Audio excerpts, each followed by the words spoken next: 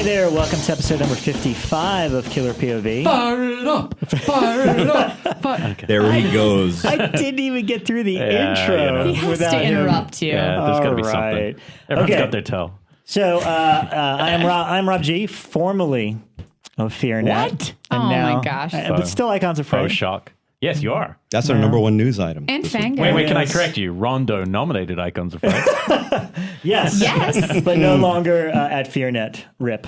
And you have some Unfortunately. fantastic articles in Fango as well. Yeah, so there we'll you call go. you Fango. I'm still Fango too. Yep. But that's me. And then Elric Kane. Yeah. Formerly of Inside Horror, which doesn't exist, but it's still on the web. Right. And you can find me delivering Food at for free Junk at Junk Cut for pittance. You can meet Elric if you live in the Los Angeles area and you're hungry for a hot chicken I sandwich. once did deliver food to the guy from the first Paranormal Activity, the main character. Yeah. And I couldn't for the life of me recognize him. I was like, oh, I recognize that guy. Went to the car and go, what? Oh, you're the dude who died. So Micah, is that his Micah, name? Micah. Micah. Micah. Something Yeah. like that. his address, no. Also with us, Rebecca McKendry from Fangoria. Hello. And also FearNet. FearNet. But Oh, that's true. Yeah. Formerly of. Formerly of. Yes. And our special guest, just because we don't want you to be shocked if he interjects in the opening, Because God, he can't shut up. David J. Schow. I will butt in. Which is he's 1 week late for our Leatherface discussion, but we're going to have to back. We saved Sorry it about a little that. bit for that. Yeah. Also formerly of Fangoria. Oh, Yes. that's right. Yes. A million years ago. How many issues? It was something like, I'm going to get the number wrong, like 48 or something like 41. that. 41. Yeah, it's a I was long pretty run. close. Wow. 41 issues of Fangoria. Subsequently wrote 3 more that would appear whenever there was an anniversary edition. Hey, it's issue 250. I would get a call. 300. Write a column. 300. You're It's in. the 30th anniversary. We're in. What was the title of the column again? I had Raven and Drooling. I love that. Anybody who can decode that reference. We wanted to run a competition, but Tony Timpone was not interested in awarding anybody a prize for such a competition. But anybody who could decode the Raven and Drooling reference was supposed to get something free, and it never happened. Why don't we do that right now? We can do that. Yeah. One of our listeners, if you can decode, If you guys can come up with give a him prize, I'll give you Oh, a we've got prize. prizes Fango. now. We've got even better. We can do better than that. We got some good stuff. Yeah. I'll come up with a good prize pack. I got some T-shirts laying around. the challenge still stands. okay. Okay. Yeah. Raven So- and Drooling. You send us an email or send us a message through Facebook. Not a message. Post it on our Post it on the page. thing. Yeah. We'll come up with a good. Because between the Good three of prize us, pack. we'll Yeah. not read it if it's a message. So great. So What's it's been going a big on week. this week? It's been a big week for everyone. Oh my gosh, yeah. Why don't you address the bear in the room? Yeah. Oh, that, huh? Yeah, that little thing. Hey, look, I don't know what to say other than, I did good. not my fault. It's not my fault. Start with that. Yes. Deny everything. I'm going to deny everything. No, it's a bummer, but, FearNet is no more. It has been swallowed up. Comcast has decided to fold it into Chiller because they own both networks. And I assume it's a financial decision. It's a way for them to save some money. They're, of course, not thinking of the 35 full-time employees that they let go doing that, myself being one of them. But I don't know. Honestly, there's not much I could say yet because everything's still be sorting out. I appreciate everybody that's been sending messages and reaching out and stuff like that. But I don't know. I have no answers. I don't know what's going to happen on the website yet. I don't know what's going to happen to all our content or anything. It's still being worked out. What does that mean, Rob, in terms of they're folding it into Chiller? Doesn't that mean that it would exist within Chiller somewhere? Well, I don't know. Chiller's an interesting thing because We have no concrete idea. Folding into as in ceasing to exist and just being As in Chiller. collapsing the tent. Chiller Yeah. and FearNet, just like because I was in New York for such a long stretch and then coming here to LA, it's like night and day. Chiller is literally like 4 guys in a room. And then coming and seeing FearNet, which is like 35 people all working in different capacities. But it shows because look, Chiller has no web presence and they have mostly second-run movies. The one thing Chiller has is occasionally they'll make an original make a content movie, film, which is yeah. really cool. Like Larry Fessenden's last film was really cool to see Yeah. made through that. But in general, and they animals really are coming up through them. Yeah, And the American comparative. Scream, the documentary, that was kind of a winner. As Yeah, it somebody was. with nothing at stake in it, except for being your friend, I feel like the big loss is the website, the incredible articles that people are doing, the films and the cable. It's great, but it's in this current contemporary world where you can just see this stuff everywhere. I can see how that is difficult to maintain. But just know that it was more than a website. I mean, it's because it was a cable. It had the backing of a cable network that the website was able to flourish the way it was. Yeah. So look, I can't really say much other than it's a bummer. I appreciate everybody reaching out and saying things. And honestly, it's, just think of the other people. Cause like I told Elric before we started, like, yeah, it sucks, but like I'm a single dude and I'm not responsible for anybody. I'm not taking care of anybody, but there were people that I worked with every day that were really sweet people that have families and kids, right? Stuff like that. And I feel for them more than anything, and I'll miss them. Luckily, we're going to have one of them on before. Yeah. The reason I don't want to get too much into this is because next week our guest is Lawrence Raffel, my boss, and the head editor, head of the web department. So. And we're going to be discussing Italian. That guy is like a giallo nut. So. I've got questions for him. I'm what sure did they do to Solange? That's my first question. Right. How do you kill a child? Where was the door with the vice? No, what was the vice? Yeah, what was the key that your vice was locked in the room? I don't know. Okay, one more question from the writerly creator content provider standpoint, and then we can choke off the sputtering artery that is FearNet, which is content-wise. What happens to that content? Does it remain available to people to look at it on the internet? I have no idea. I guess that answers that question. Well, the no-brainer would be that you would rebrand it Chiller and just keep everything the same, and you would just change the title and that would be the hope and keep adding to it. But I don't know whose decision that is to make yet. I guess it just depends if anyone cares. If somebody at the top cares, And that's kind of why I think most of us should remain quiet about what's happening until that gets sorted out. Yeah, because anything that's done. And again, I was telling David on the way here. I posted. I've been posting videos and a bunch of pictures and stuff. And somebody on my Facebook commented like, man, this is so sad. And I commented back being like, there's nothing to be sad about. Like, I had a really good run and these were good times. Like, no regrets. It was a good thing. That's all. So we'll see what he says next week. When we have Lawrence on here. But anyway, I think he's actually looking more chipper than he has the last couple of weeks. You look surprisingly less distressed. Yes. So there's that. Yeah. So, but anyway, all right. So let's talk about what we've seen. Yes. Before we tackle, we don't even have a topic. David Schow is our topic. No, you can talk about what you've seen. Epic. I believe it's going to be the journey of the writer. The journey of the writer. Oh, that's it. Yeah, you came up with that on the way here. I will do that as interpretive dance. For exactly. Kabuki theater. When you get to the pearly gates, David, what will you say? Well, let's do what we all saw together. Rebecca had a wonderful night at the Jump Cut Cafe with a bunch of her short films that she's done with her husband Dave, and it was capped off with a screening of Ticks, which she has mentioned a lot. Yes. Part of her debates. She's been trying to force me to see this for so long. Force both of us. Yes. And I think the question on everyone's mind, was it worth it? And I will say resoundingly, nah. I thought it was fun. Struck to the marrow. It's a fun film. The effects are great. Tony Randall does nothing wrong, but I just, Carlton from Fresh Prince trying to be a tough gangster. It's hilarious. Amazing. I can't take that. Seth Green hugging the tree. I don't think you're supposed to take it seriously. No, I mean, I can't. Even the weird thing is, maybe just for humor, it was just a little off for me. I had just seen Vamp, a couple weeks before, which I'd never liked is awesome. when I was young, and I really thought the comic timing of that now it really held up. And this, I didn't necessarily think the humor was great. I thought Clint Howard's great. The effects are really, really great. Yeah, the effects are what sells it. That's the standout to me. I didn't love it, but I didn't hate it. I just thought it was, it's good. Good 80s comedy, 90s, early 90s. It was, I think it was an 89, 90. But I don't hate it like Seth Green hates it. Does Seth Green hate it? Yeah, apparently. That's what somebody who was at the screening said. They asked him about it. And he said he hated it. One of the people at the screening actually works with him on a TV show that he does. Right. I don't know how much I can say on air. But yeah. But no, it was fun. It was fun. It was a fun movie. But it didn't change my life. You pitched it like I was going to change on I never said it was going to change your life. Okay. I just said it was fun. Your expectations went up too high. They were too high. They were. And that's for sure. That I would definitely agree. I also, what did you think seeing it again with people? It was a packed house. It's a fun movie. I still think it's just a really fun movie. It's fun with the crowd. The effects are awesome. And, it's one that's so forgotten. And for me, it's like a quintessential 80s movie, but it's one that no one ever really references. Yeah. No, everyone seems to like it a lot. Anytime it's mentioned, I hear only good things. So I think, I'm just some old dude who I find this perverse nostalgia for the 80s disturbing. Well, Wait till we get to Leatherface. But I understand. Yeah. Wait till we, Hey, I'm in the pantheon. I'm in the canon right there, man. Yeah, Splatterpunk man. Tail end of the decade right there. You know what? I went and saw Hellraiser Deader because I was at the barbecue this weekend. See, this is another one that it's not going to change your life, but it's a good movie. No, and I'm on board because I hated, those last two so much that I was at the barbecue and everyone kept going Deader. I was like, I don't know if I ever made it to Deader in the first place. And so I checked out and it was so apparent to me that it was clearly not a Hellraiser film. Yeah.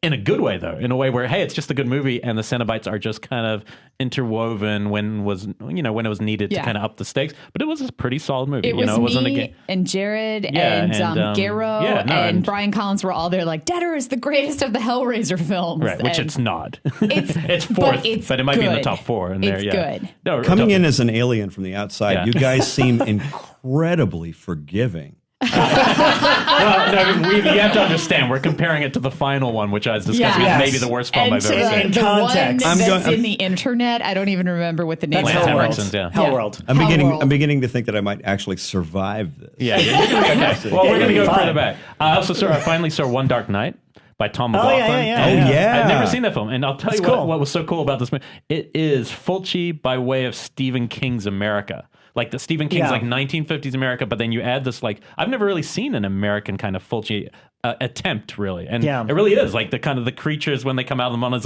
they're very kind of a little artificial, but it's a fun movie, a little bit phantasm-y too in there, but it was a really fun film. It was battered down when it was released for not being a gore film. I think it was really made for teens. It was kind of a PG rated horror film, but in that envelope it was really, it works. I remember seeing and I don't think there's prints. We were asking him because he's gonna be coming on here soon. And we were talking about doing some sort of event, and he made it sound like there's really no prints, that maybe a lab burnt down at one point. And I mean, if anyone's listening and they know that there's a print out there, someone let us know, but it's not on Blu-ray. But it's a really fun movie, and it just seems very forgotten. One Dark Night. He's the director of Jason Lives, but he's more into playing with his band these days. He plays a lot of gigs. Tom dabbles in genre. Yeah. And he did Sometimes They Come Back. That explains your Meg Tilly. Meg Tilly was just, you're watching it going, oh my God, Meg Tilly was so gorgeous. I mean, my God. You want to keep watching Then it. in Psycho 2 around the same time. Yeah, exactly. I think they were around the same year release. But this was a fun film, and I was really excited. Hannibal keeps getting better. The show, yes. Keeps getting better. I don't know. Actually, this is the first episode this last week that I was like, oh. Without ruining stuff, I like that it started to deviate from the mythology, because I think a show can't survive when it's all leading up to something that already exists. Yeah. Just like any kind of prequel. There's already a power gone. There's already, the element of surprise is already absent. And therefore, I think you're already capping what you can pull off.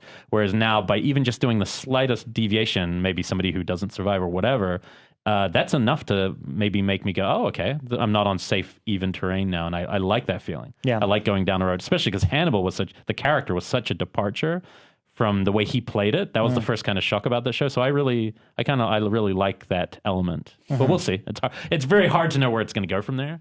I feel like, even as much as I love the show and people who don't want it canceled will hate me, it does feel like the kind of show that should know how far it's going to go. It should be like, we want 2 more seasons and that's it. Yeah. So it can build and well, I think more like a film. I think that's the plan. Okay. Like they'd like season 4 would be Red Dragon.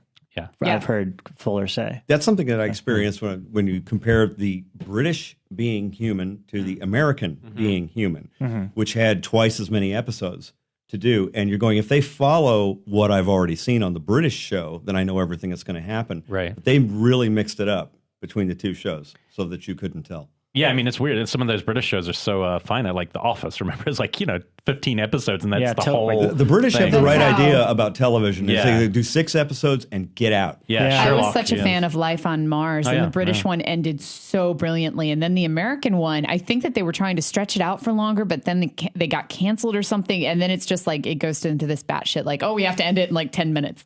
And it just let me down. So watch the British one. Yeah, I respect British television for that. Really short seasons, and usually they wrap it into Luther was 4 shows per season. I mean, that was it. I guess Faulty True Detective's Towers is one of the greatest shows ever. It's like 15 episodes. If that. It's arguably Faulty Towers is arguably one of the greatest comedy shows ever done for television. I could rewatch those episodes over and over, and I will laugh every time. They are crystalline. They are perfect for what they are. To have more would diminish it. It would dilute it. But I still want a Manuel spinoff. I want a Manuel action figure. Oh, yeah, that's it. Retro Band, if you're listening, Manuel. Yeah. And last thing, I snuck out late last night to see this film because I know I wasn't going to miss it. I saw Under the Skin, which is on the cover of All Your Things. And by all your things, he means sorry. the new I'm Fango. taking into for granted that you're not in this room with me. Now, before you start talking about this, just know that I know nothing about it, and I haven't seen a trailer for it. Don't. And I really want to see it kind of blindly. So tell me a little bit. You know what? There isn't a much. lot of story. It's a very simple narrative. It's based on a cult book. That's probably one of those books that people would read and go, you could never adapt it. It's it left me feeling it's very unnerving. It's an unsettling film. It's very artistic. It's as if somebody goes, hey, I'm going to make a film for Elric. I mean, that's how I felt. I was sitting in a theater by myself, no one there, in a mall, feeling kind of pervy because, Scarlett Johansson's going to be in it nude or whatever. But it's not sensual in that sense. It's a very alien kind of movie. It's very cold. It's basically, I'd call it like art house indie Kubrick. Like if Kubrick was making a lower budget film, it would probably come out like this. Jonathan Glazer, who for me has just always been an interesting voice, and part of it's because he makes so few films. I mean, he made Sexy Beast, then there's a long period before he made Birth, and Birth didn't do well, but if you watch Birth again, formally, it's perfect. I mean, it's just a gorgeous movie. The story's it's a strange story. It's a hard one to... Yeah, it was never to me, but if anyone was... I was telling Becky earlier, if anyone said they were ever going to remake Rosemary's Baby, not a TV show, but I would always be against that, except if it was in that vein, because it looks like Rosemary's Baby, the world of New York, and it is a film worth revisiting, I think, for people. But this is a film. The biggest thing it left me is, and I can't remember last time I felt this way, sad. This is a genre film. It's somewhere between sci-fi and horror. It is it's a film that makes you feel alone, and without spoiling things, it's just a fascinating film, and it's not about character development. It's not about hitting certain act structures. This isn't basically an avant-garde. Some guy going, I can make whatever I want, and I have Scarlett Johansson. Cool. And you watch and go, okay, this is really important that people, and definitely a big screen thing. I could see a lot of its power diminishing because it's, the ambient soundtrack, the visuals are really there to kind of overwhelm you, kind of like a Kubrick thing. Yeah. Whereas I think if people watch this on their computers and stuff, they're just going to kind of go, this is slow. Yeah. And so, I would really encourage you, if you're into that kind of stuff, and you've heard me talk on the show, you know what I'm into. If that gels and you're interested in that kind of cinema, definitely go see it. Because I need to read. I never read books after I see films. I like reading a book before a movie comes out. I never go the other way around because I just feel like you kind of seen it. From what I'm dying to read this now because so little is said in this film. It's mostly visual. That now I want to see how you possibly would have done the POV narration of a story like this. And and the craziest thing I'll just finish on is none of the actors. There's other characters besides her. I've read that almost none of them were actors. They're just people he picks to be and it adds this crazy authenticity because they're all Scottish. You can hardly work out what the hell they're saying, and it's really good. It's a really interesting film. It's not a film people will love because it's so cold. Yeah. In a good way, in a way that works for what your description of that movie reminds me, and I'm gonna bust everybody now because could have been an Outer Limits. I can't remember the title of the film. The British film that is about the kids who are being raised for spare parts. Clone parts. I know an American version of that where they're on an island. The Island. It's called The Island. That was the Michael Bay thing. Yeah. Well, I'm talking about the British. It's a film that's a couple of years old. It has a strangely poetic title. If only we had a device. Oh yes, yeah. Yes. No, I know exactly what you're talking about. It's the kind of like it's a Mark Romanek film. I believe so. And they're basically all never let me go. Never let me go. That's you know what? It's definitely similar, but it's even more. That's one that'll break your heart. Minimal. Yeah, exactly. Yeah. This one's even more minimal because it's so focused on just one person, and the viewpoint is very alien. So that's all I'll say. And it's very interesting because you say it's like this is a British film. We're talking about the British television series.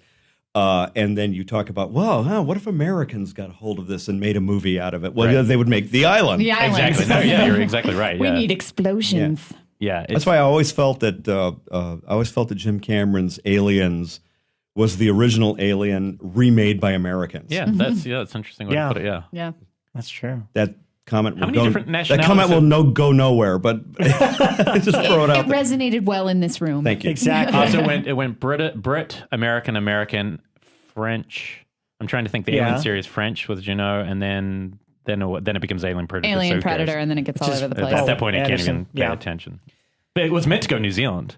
Part 3. It was Vincent Ward, who's our That's most right. poetic Yeah, and that's interesting filmmaker, and I'm like a huge fan of his, and he worked on it for years. I read his script. How was it? Yeah, it was Bleak. bizarre and bleak and interesting. How much of that ended up in from what you remember? Maybe a 16th. Wait, Definitely the world, though, right? It would have 3 been was that the one same. on the prison Yeah, ship, the prison. right? Okay. It felt like that world would still have been. Because at one point, the planet for that sequel was supposed to be on the planet that was entirely made of wood. Remember that? Oh, yeah. Interesting.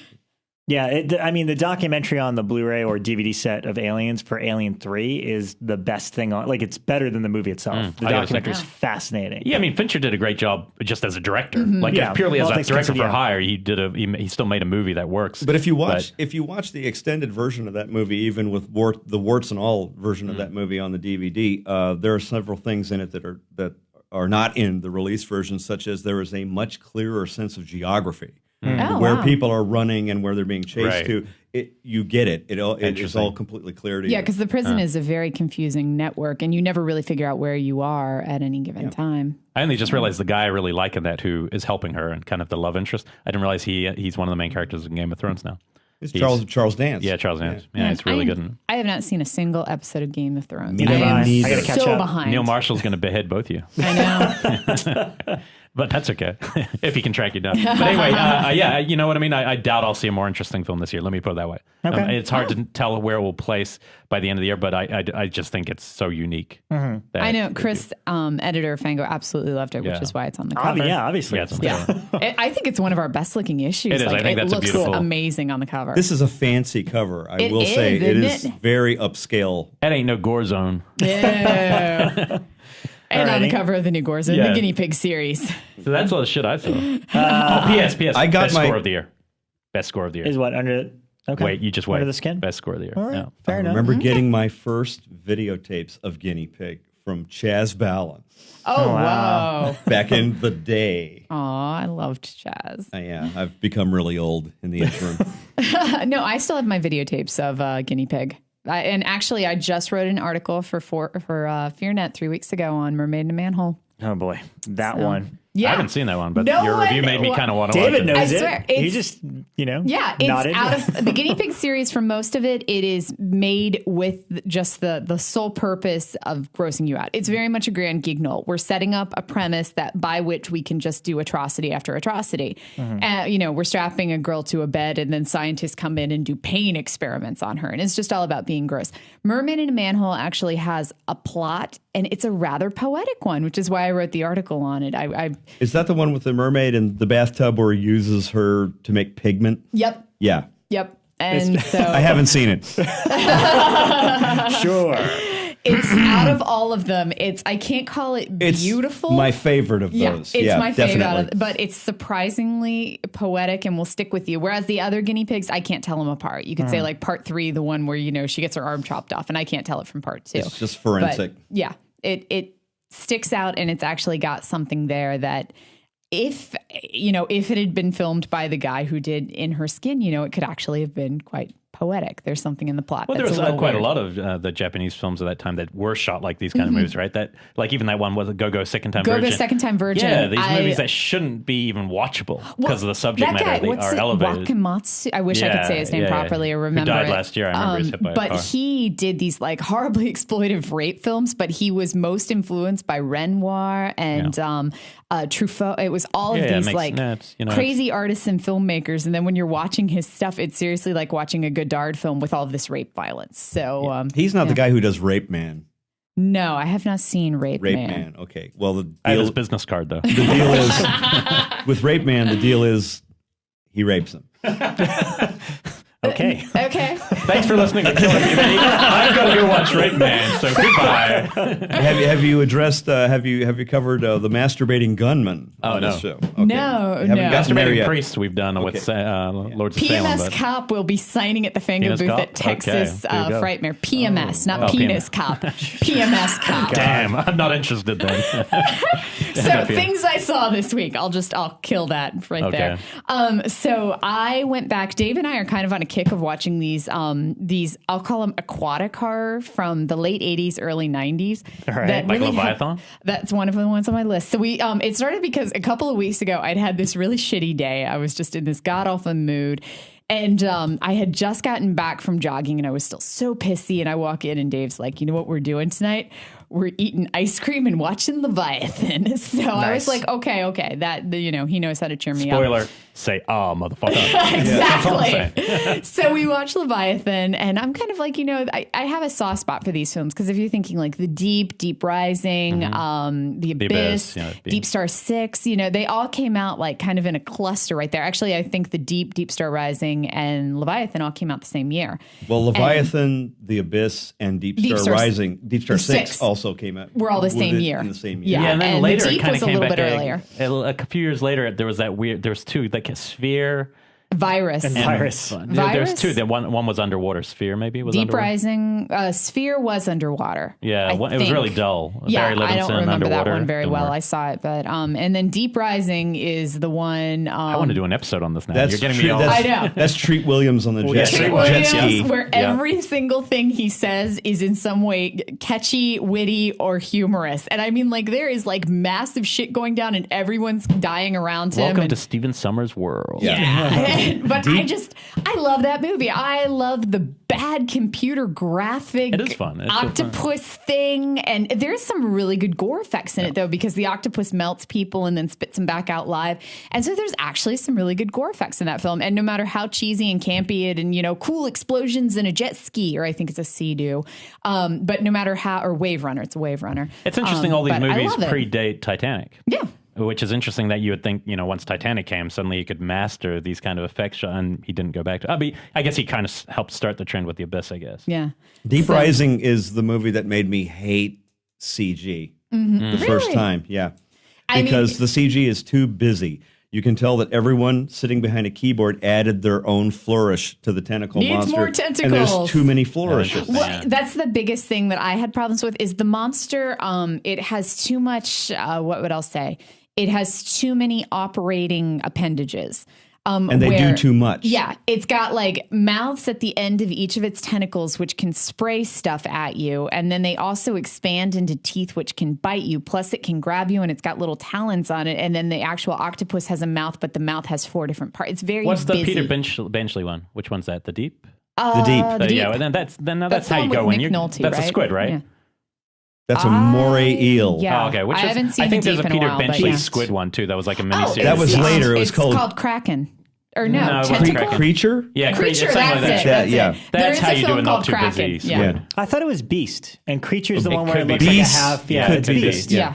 Yeah. Because I have that novel. Either way, Yeah. that's how you do a squid. There are you go. there are a That's all I thousand. wanted to say. There are 1,000 listeners dancing around the room, screaming at the top of their lungs, correcting you right I now. know. I did get an email with a couple corrections from one today. But So there- he goes, just so you know. Becca. There is a movie called Tentacles of the Deep, which Yes. I have to highly recommend to people. And It's terrible. also just a movie called Tentacles, which came out Tentacles, right yeah. after Jaws. Right. That has a ship featured called the Orca in it and is Italian and terrible. I And think it's there's- on Netflix Instant now because I thought Ryan Turek was actually tweeting about it recently, saying that he just watched it again on Tentacles. There's I'm also gonna one called check it out. Kraken that I have, which I don't think I think is that's American. later. I think it's dubbed, but I've got either that or just the soundtrack. Okay, now as part of, I need to ask Becca, as part of your festival, since we were just talking about the one guinea pig thing that we really like, also in the category of mermaids is, remember when they remade the Sam Arkoff AIP? I love it. The She Creature. She Creature. I love is the best that one of those film. movies. And It's amazing. It's Yeah. set in, I guess it's probably early 1900s, late 1800s, but it's this traveling carnival, and they somehow get hold of a real mermaid, but she's beautiful, but she's also very fierce and devours some of the crew. But she's got this kind of possession edge to her, and it's really, really well. It was in my book. Okay. So She Creature. who was the person who did that? I don't remember. If only we had a device, we could look at We could look this up. I do remember that the girl in it, there were only 2 females in the entire movie. There is the she creature, and then there is a female traveling with the carnival who's kind of like one of their performers. And the girl who's traveling with the carnival's amazing. But I'm thinking for the budget, it just tons of atmosphere, tons of production value for what had to be, and that a one dire was an budget. production? It was one of the first ones they did, yeah. And 97% of it's set on a very small ship in very small quarters, and it's got to look old. So, I mean, you're just staring at like old wooden walls, and that's it. But it's what's the it's nicely is it filmed. Richard Harris and is it Orca? The one where Richard Harris is actually after the giant whale, and it's basically Jaws but with a whale. But it's actually a really good film. That would be called Moby Dick. I was going to say, that was you mean a Moby Dick? No, it's definitely not. But I think it's Orca. I'll have to look that up. It's not really a horror film, though. Oh God, is it from 56? No, this is from the 90s. Yeah, these are the remakes. Yeah. Did you have a favorite while he looks that up from the Leviathan deep? I love kind of Leviathan just because the effects in Practicals Leviathan are great, yep. so good in that. And I mean, again, that's George Cosmatos. I can never say his George name. Cosmatos. Pan Cosmatos. I think that's him, and he director of First Blood Part 2. Yep, and Tombstone, Tombstone. And son of the director of what the hell is that movie? The big. You got me? Beyond the Black Rainbow. Okay. And which was made from residual checks for Tombstone. Wow. Which is pretty cool. That's, that you can make a film like sorry. that. I don't know why Sea Creature is not coming up on the phone. She Creature. She Creature. Yeah. Yeah, that's what I said. I'll look it up in a second. Internet's see if broke. I can locate it. Yeah, it's not coming up. Leviathan, I just absolutely love because again, like the etymology of the creature is kind of fuzzy. Like you don't really get how it's evolving or progressing, and it forms these weird little snake-like things that jump off and. It's just that last scene that's ridiculous. Yeah. Where Peter Weller shoots a basketball shot of a grenade. I guess it was like a trend at the time where we had to end on a it's an Arnie catchphrase. thing. So we get the open up and say, mother, or just say, motherfucker, like, or whatever it is. Well, in a slap down between Leviathan and Deep Star 6, I go with Deep Star 6. Really? Because my pals at K&B worked on it at the time, and I got a sweatshirt. And the monster. I like the way the monster looks in that because it looks more crustacean-like. I don't know if I remember that. Did that have Miriam Mastroianni or who was it? We're still looking up the She Creature. No, There's too many C movies. Give Rob a break. Movies. Yeah, no, I found it, but it's listed as Mermaid Chronicles Part 1. Yep. I think that's it. Okay. Yeah, it is. And the director was Sebastian Gutierrez, who is the writer-director of Snakes on a Plane, Wow. among other things. And Gothica, known for Gothica. Did he direct that? No, the French guy. Well, no, Dave Ellis was the director of Director of Snakes God. on a Plane. Yeah. Oh, yeah, that's right. The late Why did it? Dave Ellis. Yeah, that's right. Well, Anyway. while we are researching that, We weren't planning on a whole show on sea creatures, but anyway. we need to work one in at some point. So I also, Dave and I are cleaning out our DVD collection. We decided we can no longer fit anymore, which means we've officially taken over an entire wall. So we're like, we have to purge a few. So we're going back and watching some that we're just like, why do we own this? And we caught an anthology film from 1989 called After Midnight. And it's an interesting setup where it's this professor who is got this class where they're studying the psychology of fear. And so he invites a group of students over to his house to try to scare each other with stories. And then some of the students end up trying to kill each other. And of course, it evolves into that.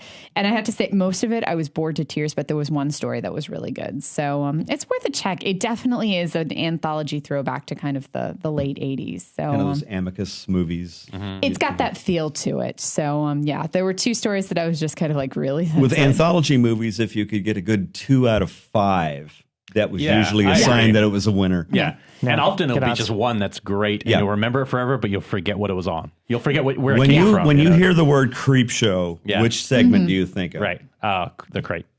It's different for all Yeah. of us. Everyone we has a argue this different- because Every I time go it's a different Father's one. Day. Yeah. Yeah, everyone's different. And that we talked about that last week, yeah. Not on the show so much, but with a guy's doing a doc on anthologies. So. But what's weird, the weird thing I will say with After Midnight is the best story in all of them is the wraparound. And I've never seen that before. Yeah, that's unusual. Yeah, because like the professor in his classroom and the things he does in the class and then how it evolves with the students while they're telling stories to each other. I could give a crap about some of the stories they're telling, but the professor and the setup of his classroom and the psychology of fear lessons he's teaching, I was like, why aren't we just focusing on this? It's a much better story. That's than unusual because telling. wraparounds are usually an afterthought or crap or a bad joke. Well, we didn't even realize when we started watching it, just because it was one of these things where I owned the DVD. I have no idea where it came from or how I got it, but we didn't even realize it was an anthology film because the opening is like 20 minutes and then you get the first film. But it was great up until the anthology part started. Did you keep the DVD? We did not. It is currently for sale on Amazon. It still went out the door. It still went out the door. Actually, it's not on eBay. It's now part of our prize pack. If you can We'll be winning after midnight. Yes, if you can answer David's question, there's reference. Okay. And then 2 quick TV shows that I caught. I got to see a teaser of Salem, which is coming this week. On WGN, and I got to say, it was pretty damn cool. WGN. Yeah. So is that hardcore or is that kind of tame TV? Surprisingly, it was pretty hardcore. At least the teaser. I mean, it might be like the best of everything. And then I also... What network would that be? WGN? I have no idea. I don't even have cable. I just get stuff sent to me. Okay. I'm sorry. Just check it. I wanted to check it out, but now you talked me out of it. I don't know what channel that is here, but it's worth it. So whatever PR person sent you that, you have failed your job. Yeah. I know it's on the WGN network. That's all I got. So, and then also I have to highly recommend Rick and Morty. If you haven't been watching it, check it out. It's made by a couple of people that I love and they're near and dear to me. And I keep trying to get them on the show. So what's a cartoon? Rick and Morty. See, here's the problem. Is it like Scooby-Doo? Just tell me that. If it's Scooby-Doo, then they can come on. Okay, yeah, I don't watch it's cartoons exactly like Scooby-Doo. No, I keep trying to pitch this because Rick and Morty is, if you're a horror fan or a sci-fi fan, it's hilarious. It's so good. And I'm going to... Oh, and shout out to Cody Jones. Yes. Did we already do this? No. Oh my gosh, Gravity Falls is amazing. It was very cute. We had our first fan who came up all the way from San Diego to come to one of our events. He came up and he got a picture signed, which was crazy. But he also brought us, he brought my kid and he brought your kid a cartoon series called Gravity Falls, which was actually really cute. Very almost like a Twin Peaks if there were little kids investigating things. I watched every episode in 2 days. It's a lot of fun. And yeah, so I mean, that's really, really kind of you. Good man. And we appreciate it. Yeah. Mm-hmm. Thanks, Cody. That's what I got. Salem's on the WGN America. I've never even heard. Yeah, but I never heard that. Whatever that means. That's all I got. It's on a WGN. Cable channel? Is that something? Yeah, I know it's affiliated with WB. I don't know if it used to be WB or it's, I know that they're affiliated. If you can answer what 'Cause that they is, have you'll get some- our prize pack. We'll get our ever-increasing prize pack.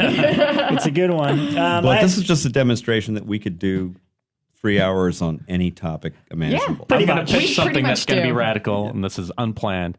I'm pitching that we bring in a fourth co-host forever. David is officially my favorite fourth co-host. It just feels so natural. It does. We're not even interviewing him And we yet. haven't It feels even- like he's part of the team. We haven't even talked about American Horror Yeah. Story yet. Yeah. David, what do you do on Wednesday nights? What day is this? This is Wednesday. This is when we record our show. Wednesdays. Let's wait till we get to Critters 3, see how he reacts. That's my Wednesday. Hey, I have nothing to apologize for Critters 3. Critters 3 was DiCaprio's first feature Yes. film That's right. True. ever. Yes. And So- I hasten to point out that Leatherface, before that, was the first time that I had ever run into a guy named Viggo Mortensen. Oh, so we yeah. had Viggo before he was Viggo. We had DiCaprio in Critters 3, and we had Angela Bassett in Critters 4. Oh, wow. Wow. That's right. I know she was in Naked Florida. in the That's shower. okay. Oh, Naked wow. in the shower.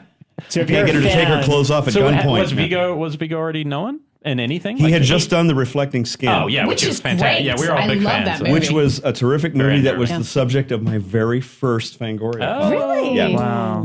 That movie is I always use it as an example of how you can create horror at any time because it's filmed entirely in daylight and it's How you can make creepy as shit. and how you can make art out of a standard horror premise. Yeah. Yeah. I think. And how you don't, the important thing, which I always think, is you don't need all the answers. You don't need to know everything when you finish a movie. You can go away and think about it or try to figure out some of the things for yourself. And But Reflecting Skin has not done very well over the years, so what do you It mean? is not aged well. it is not aged really? well. No, if you ask a current horror fan, well, I won't say current because that makes me sound really old. Most people do not know Reflecting Skin in my history. Well, it's not. It hasn't got a good release. I mean, it's not on Blu-ray. It's not on. I don't know it. Yeah, I think it's Yeah. on the It VHS. only just recently came out on DVD. Yeah.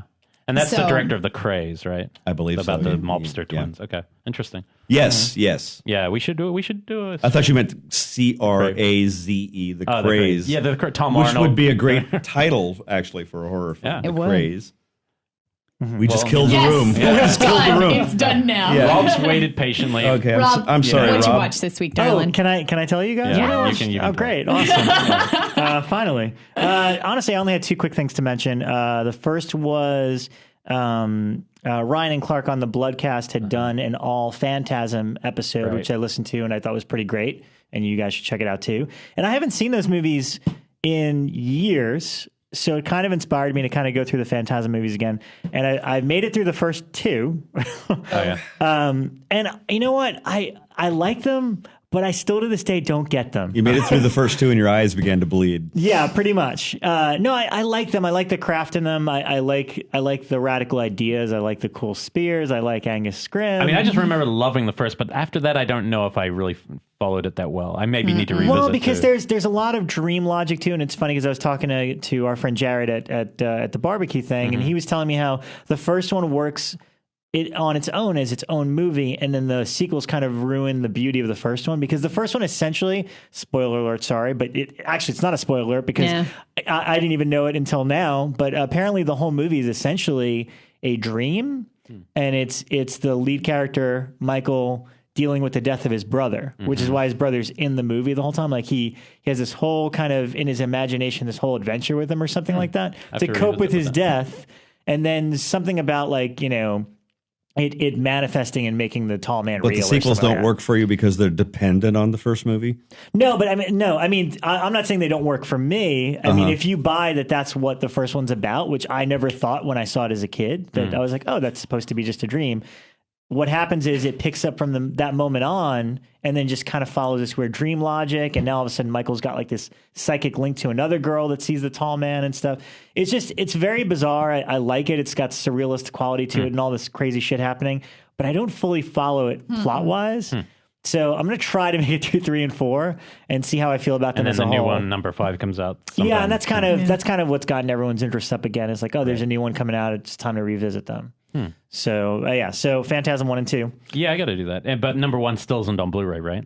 No, the only one on really wanna see Blu-ray on here Blu-ray. in the US is 2. And I had a box set that Anchor Bay UK put out in a sphere of the 4 movies with a bonus disc with like. Oh, a so you could get it documentary. on Blu in the UK, you think? No, it's not a Blu-ray. It's just a DVD cool set. DVD collector. Yeah. But that's one of my biggest frustrations as like a diehard collector is when, only 3 and 4 are on Blu-ray and then 1 and 2 are only on DVD. And I know it usually rights boils issue. down to a rights issue. Yeah, but it's Universal so annoying owns for 2. collectors.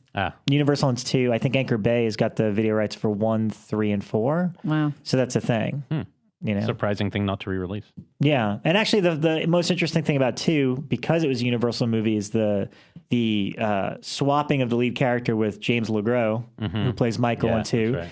who got the part, who just beat out Brad Pitt, according to the Scream Factory. And that could have interviews. changed history. Yeah, it would have been like Phantasm 2 would have been a far bigger cult movie had it been Yeah, Brad it's Pitt. interesting, But it was James LeGros, and that was all a decision, a Universal thing. It was, Coscarelli wanted to bring back Reggie Bannister and Michael Baldwin, and Universal's like, one or the other, not both. You have to cast a name in one of those roles. So, Bummer. but then he brought him back for 3 and 4, so there's that. And the only other thing I wanted to mention, which isn't even something I saw, but this last weekend, there's a Hyena Gallery who did the Wes Craven show last month. They've now got a John Carpenter tribute show that's taking place there. They had their reception on Saturday night, and it's the most packed that I've ever seen the place. Carpenter was there. He was in an amazingly pleasant mood, which I was shocked about. I told you, he's on a roll. He was in the corner. He was having a good time. People were, talking to him. I taking wonder if he pictures. bought any art. I don't know. About There's some that. pretty nice looking pieces online. Was he I need chain to- smoking? He kept disappearing, so I think maybe that's what he was Okay. doing. But he was in the right-hand corner and kind of greeting people. I told my buddy Scott Reynolds, who writes on The Following and who was on our show, to come down. He told Kevin Williamson, so Kevin Williamson showed up, Oh, nice. which I thought was kind of awesome. And it was great because it was, I don't know, just kind of fun being in the packed Hyena Gallery and seeing it's cool. John and Kevin Williamson chit-chatting in the corner for a Yeah, minute or it's two. fun. But it's a great show, and all the artwork's still up for the remainder of the month. So. Yeah, I need to go down and check it out. Yeah. Looked like a lot of good They Live stuff. Yeah, I mean, it was a good mix of all his stuff. There are 3 great busts of Kurt Russell. Oh, and wow. It's from all 3 of his different roles. Oh, nice. Yeah, so it's like a snake one from Big Trouble. It's Do you pretty know great. if Kurt Russell was ever thought of for Starman? I Or don't if it was know. always, or if he was too old by that point. I have no idea. It's interesting because it does seem to break with their. That was a partnership. studio movie too, Yeah, though. Right? I wouldn't be surprised if that was like you have to cast so and so. Yeah. Okay. No, he was great. I mean, the All right. Lebowski was great. So Yes. All right, that's it. I'm done. Thank you. Thank you for listening to my So, ranting and Kurt raving. Russell used to have a license plate on his car that said sci-fi. Really? oh really? Oh, that's cool. Yes, I discovered this when I met Kurt Russell at the press reception for Escape from New York, Wow. which was fortunate because it was the only time in my life I ever got a chance to meet Lee Van Cleef. Yeah. Oh, wow. Oh, Tell us and about that. shake the man's hand. And He's still alive, right? no, Oh. he passed. And I remember I told him, I watched you on Channel 5 last night and it conquered the world. Oh wow. And he laughed and Yeah. turned his back on me. And no, he was really cool. That's fun. The only other thing I remember from that long ago reception was there was one of the women who was part of the staff there. This was held in the commissary at Universal, and they had a screening on the lot right before. And one of the women who was tending to the tables because there were a lot of people in there walks around. I was sitting talking to a friend of mine or something at another table, and she looks at us for a minute, and she goes, "Did you see that movie Excalibur?" I said, "Yeah, I kind of I sort of like it a lot." And this woman who was, I don't know, 50, 60, something, with the big shoes, the big old white waitress shoes and everything, she goes, "That's some of the best sex I've ever seen in a motion picture." now I need to go back and rewatch There you- Excalibur. Is that John Boorman? That's Boorman, Boorman. yeah, That's man. Boorman directing the rape of his own daughter by Gabriel Byrne. Oh, man. Dario Argento Wow. style. Yeah. It's kind of, it's very Argento. Yeah, you think Argento invented this? Ha! Yeah, no, the Brits were doing it before. Oh. Wow. I mean, there's, since you mentioned because you've told me some stories about some of these Universal screenings or screenings you've gone to. Since I didn't get to put it in my doc, you were telling me once the one and only time that you met Anthony Perkins was at the screening of Psycho 4, the beginning. You're one of the only people that got to see Psycho 4 on the big screen because they did Wow. this Universal thing. And It was Tony Perkins and Mick Harris and Toby Hooper, nice. strangely enough, and some other people in one of the screening rooms at Universal when Mick finished Psycho 4. We all took a look at it, and I was still kind of ducking Toby Hooper because I had written the script for Leatherface, and I'm going, I think Toby hates me. And I don't want to confront. And then I met him, of course, and he was like, whatever. That's so funny. He was good. I got to light John Woo's cigarette outside of a Universal Wow. screening room. A screening of Hard Boiled was the first place that I met John at. I smoked at the time, and I whipped out we smoked the same brand. Nice. I whipped out my Zippo Flink, light John Woo's cigarette. That's Put right. the lighter you back got in my that. pocket where it will later stop a bullet from killing me. Really? No. No, This but is that would this be- is the mythology. If it was a John Woo film. It was a John Woo In film. the Like, mythology, this is I the light greatest John story Woo's ever.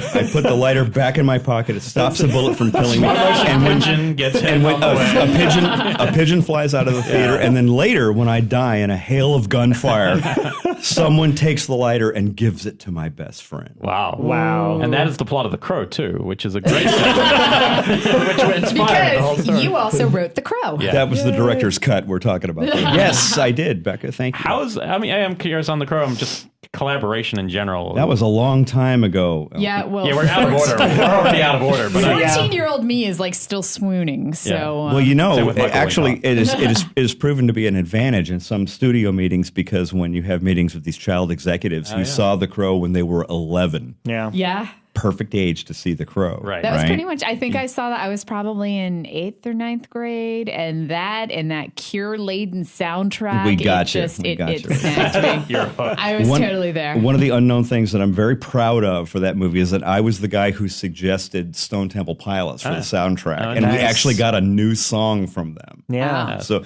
because in the That's art huge. department, when we were making the movie, the prevalent soundtracks were the first Nirvana album and the first Stone Temple Pilots album, and that was the soundtrack we did that movie to Yeah. in our heads. I just remember that. The Cure song Burn. Oh, yeah. Oh, I listened to that thing on repeat while, thinking about how horrible my parents were in my bedroom with the lights off. Yeah, that was amazing. Is it weird for you meeting as many people that have been that affected by that movie in particular? No, it's more surprising, more fulfilling than anything else for anybody to walk up to you and tell you that something that you did had a profound effect on their life or changed their youth or something even less extreme like that they just remember it. Leatherface changed our week. Last week it totally did. Like, we were really into it. It changed my week, and it's like when we did the second pass at the supplements on Leatherface. I was talking to a couple people about this the other day. Some trivia you may not know. Mm-hmm. We went out to Image Entertainment when the Laserdisc was being done. The Laserdisc features a commentary track that has been repeated nowhere else. Actually, 2 commentary tracks. There's one Jeff Burr track, and there's a track with just me and Greg Nicotero. Oh, wow. Sitting there in the dawn of audio commentary days talking about Leatherface in real time as we're watching it. And as we walked out of the session, and the guys at Image were sitting right there working on the cover for the Laserdisc. And I said, well, due to a contractual fuck-up, they messed up my name. In the credits of Leatherface, I don't have my middle initial J, which is part of my professional credit. And the guy just said, we can fix that. And on the spot, he put David J. Schow on the cover of the Laserdisc, which is the only place that version of my name occurs in relation to Leatherface. Oh, that's cool. Because somebody just showed me the Laserdisc the other day, and I was consumed by wistful nostalgia as I looked at my own name, which is how tiny and shallow I can get. Did you finally have a copy of the Laserdisc? I have a copy of the commentary. Okay, the commentary. Yeah, but not the actual physical Laserdisc. Is it hard to come So by? you didn't get a copy of the Laserdisc? If I did, it didn't survive a move or two. And for all of you, as the anti-prize for participating in our competition tonight, if anyone out there has a copy of the Laserdisc of The Crow, I still don't have that. Oh, wow. The only reason, because I remember when I worked at Amoeba, he would ask me to be on the lookout for that Leatherface Laserdisc. So I was like, since then, when I was hectoring Rob for to just dig through all of those Laserdiscs, like every week when I come in, for free, to try to find me one. Since then, somebody actually came up with a disc that they had burned for me of the commentary, and the more I listen to the commentary, the more thankful I am no one can hear it. So how'd you get the opportunity? Because obviously that was your first screenplay, screenplay, right? How did you first get feature screenplay, right? And it's obviously saying there would be a lot of competition. You would think a lot of people want to be part of a franchise like that. No? It walked up and asked me to do it.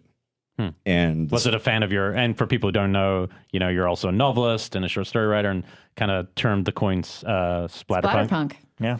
I found out there was another term I invented. I wasn't even aware of it. I got it. Do you want Stalk and Slash? No, Stalk and Slash. Right. Yes, Stalk and Slash, which became the Slasher. I defy anyone to find a mention in print of the term Stalk and Slash before it appeared in a review I wrote for Cinefantastique at the dawn of time. I read saying that just before the show, just looking it up, it said something like you said it at Rhode Island Film Festival, and it got coined there, and I'm like, that is so specific. No, I was at a World Horror Convention in Providence, Rhode Island, in someone's hotel room in the middle of the night, not in the bar as it was, as it has been variously reported. It was somebody's hotel room, which had an equal amount of alcohol in it. And originally, it was the first title we suggested was Blood Punk. And then we said it needs more syllables and consonants. How about, and that brings us to where we are today. But for writing the script for Leatherface, actually the first script that I wrote was a script for Freddy's Nightmares, another fine television entertainment that you may... I think we're collecting guests from who have done Freddy's Nightmares. Last week. Well, I hasten to point out that Brad Pitt was... in a Freddy's Nightmares. Okay. Wow. That's before you dismiss it too quickly. Because of Freddy's Nightmares, I got to meet James Bond. George Lazenby was in one. Oh, wow. And so the Aussie? that was kind of fun. Mike DeLuca, who worked at New Line Cinema, was a fan of my short stories, a lot of which had appeared in Twilight Zone magazine at the time. This is ancient history for most of the people listening to this. But once upon a time, there was a magazine, which was a thing with print on pages. That you could read that with... still pays my paycheck. That you could read with your eyeballs. And Becca will tell you. And Yes. Mike called me up, having read some of the stories, and said, we'd really like you to work on our next Freddy movie, which was Nightmare 5, That's right. the Dream Child. And I went in and pitched for it. I wrote a treatment for it called Freddy Rules. And they said, we love this. We want you to write this movie. Just go across the hall, give them your social security number. Oh, and one more thing. We need to see a script you've written. And I was the only schmuck in Hollywood without a screenplay in his back pocket, and thus I did not get the job. Oh, interesting. But So- wasn't John Skip, who was also part of, a novelist? Yeah, from he was in there too. He's credited. Skip in some Inspector way. wound up writing the first version of the screenplay. Right. It was subsequently rewritten by Bill Wisher, by Les Bohm under pseudonyms because they were embarrassed for writing a horror movie, and came back to me, which is the end of this anecdote. Oh. So I got to get there first. Oh, okay. So, Yeah, Okay. Elric. So Well, here's I don't know. About Sorry, that. didn't mean to jump to the So punch. here's how we I do don't that. Don't step on my punchline. So having not gotten that, they were doing Freddy as a TV show in this dire little studio out in Sun Valley next to a bar called The Web, where DeLuca and I shot a lot of pool. The studio that they shot Freddy's Nightmare, of the sound stage, if you will, that they shot Freddy's Nightmare in, was about the size of this room. And it was so low budget, it was no budget. But Toby directed one, Mick Garris directed one. Those are the ones you can still kind of commonly see on YouTube or Hulu or whatever. Yeah. The only discs that have come out of the series have been in foreign collections and foreign markets. And we hectored the producer, Jeff Freilich, I believe his name was. And you know how this goes. You write treatment after treatment. You try to write details down. You try to write all these things that will seduce him into doing a story of yours. And then this, and then this, and nothing works. And then it boils down to one day you're sitting on the couch and you go, what if this happened? And the producer points at you and goes, write it. And that's what happened. I wrote the last episode of the first season, which was called Safe Sex, which subsequently became the most censored episode of Freddy's Nightmares. We had to cut out 8 minutes Wow. from the show. Now, if you're watching film on a moviola, 8 minutes is an eternity. It's a lifetime to replace with, let's say, for example, lame interstitials in a psychiatrist's office. Right. How long were the episodes? Were they like 43? They were or- 43, Okay. 44 minutes. That's typical. Yeah, with commercials. But on the day that I turned in the first draft of Safe Sex, and I remember because I believe this was January the 13th, possibly a Friday the 13th. I could be busted by somebody who checks the calendar. But within 24 hours, they hired me to do their next horror feature, which was Leatherface. And I remember Kevin Morton, one of the producers working there, walked up and said, hey, I was in the waiting area in New Line in front of, before you even get back to where the offices are. And he goes, what would you do with Leatherface? And thus began this roller coaster ride that culminated in this goofy laser disc with my actual name on the front of it. Right. But so you had a clean slate with Leatherface. You didn't see any other previous drafts or anything like that? Or There were no previous drafts. Okay. Okay, so you were just, they asked you out of the blue? They said, we like your script for Safe Sex. Write us a chainsaw movie. We want to turn Leatherface into a franchise like Freddy, which is why the first scene in Leatherface of him assembling the mask is a very conscious imitation of the glove scene from Freddy. Told you. Yeah. But I was... Ooh, I Well, you missed had that. an insider opinion. But I was equally if they had asked to write a Freddy movie or a Leatherface movie, I was equally conversant in both. And as a matter of fact, when I turned the second draft of Leatherface in, they brought the Dream Child back to me for a dialogue rewrite while they were shooting the movie. Wow. Oh my And they gosh. said, we hate all the dialogue, change it all. They handed it to me for like a 2-day turnaround. And and the irony was that more of my dialogue that I had written appeared in The Dream Child, for which I received no credit, than appeared in Leatherface, for which I received sole credit. Wow. Wow. When they give you a high pressure turnaround like that, like a 2-day, does that pay better than a normal gig? Like I always assume if somebody's going to make you 2 days to rewrite something. It's supposed to, but I have never gone up into the rarefied air of script doctors that get paid Right. $200,000 a week. Yeah. Usually, this is more like somebody showing up with a paper bag full of money on your front doorstep. and sketchy saying, version. That's how much of Hollywood works, I've learned. it's a lot of, if you have to be equally conversant in the above and below the table sides of Hollywood. Right. And when they bring it back and they said, listen, there's nobody else and you could do it. And if you don't do it, we'll find somebody else. And here's some cash. Yeah. And you go, I could change this dialogue probably. Yeah. Just make them say. And then I was walking into the office at New Line. I hung out at New Line a lot in the late 80s, early 90s when they were doing, I'm not sure what was Freddy's Dead or not, the one that begins with him in the bus. Yeah, That's Freddy's Dad. That it's gets Freddy. talked about a lot on this show. Yeah, because Yeah. I it's one of my favorites, and they It's don't not like one, it. No, we don't like She's that. got terrible taste. And I have my person. rationale of why I like it. have you gone into it? Have you gone into it on air? Well, I've talked about. yes. I will briefly say I consider it to be Verhoeven-esque, where it is. See, he agrees with me. Not bad. It is cartoon-esque. It is very self-aware of what it is doing and where it has progressed, but it understands the joke that it had become. But it does it in such a way that it doesn't overtly say, "Hey, look, this one's funny." It blends it in. It is the showgirls of the Freddy. What the Tom Arnold Roseanne is definitely a towel waving saying we're trying to be funny over here, but And also, it was the point at which the Freddy movies became entirely in-house, written by people who worked within New Line. Directed. Did Rachel Talalay direct that? Yeah, Yes. yeah, she did. Yes. Okay, so she was working there as a producer. She directed it. DeLuca wrote it. So it was all people who were inside of New Line. And I wrote exactly one line in Freddy's Dead. I walked into the office one day, DeLuca comes out and he goes, "We need Freddy lines." oh, that's awesome. And he shows me the script, and it was the bus scene in the beginning, and there was something. There was a expositional line, and you frequently get scripts with an expositional line written, and there'll be a note from the director, or he'll type in under it some witty line to indicate that he wants to leave the room. You know, something like that. And the line demystifying this for me. Yeah, the line was Freddy driving the bus, screaming at somebody outside the bus about how they could get out of. He could not get out of Springfield, but they could. And I said, "How about no screaming while the bus is in motion?"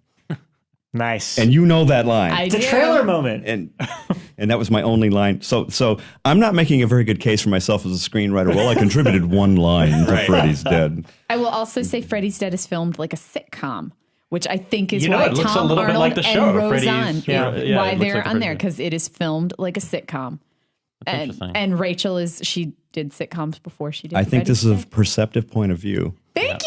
And Rachel's husband. He may stick around. But don't you think Rachel- you can be perceptive and wrong? Like, I think you can. I think you can be very, very detailed wrong answers in the world. I think this show is proof. Called me a horrible person, asshole. And then subsequently, Rachel's husband, Rupert Harvey, directed Critters 4. Well, Oh, wow. And thus we have come full circle. We have come full circle. I think. And last week's guest directed Critters 2.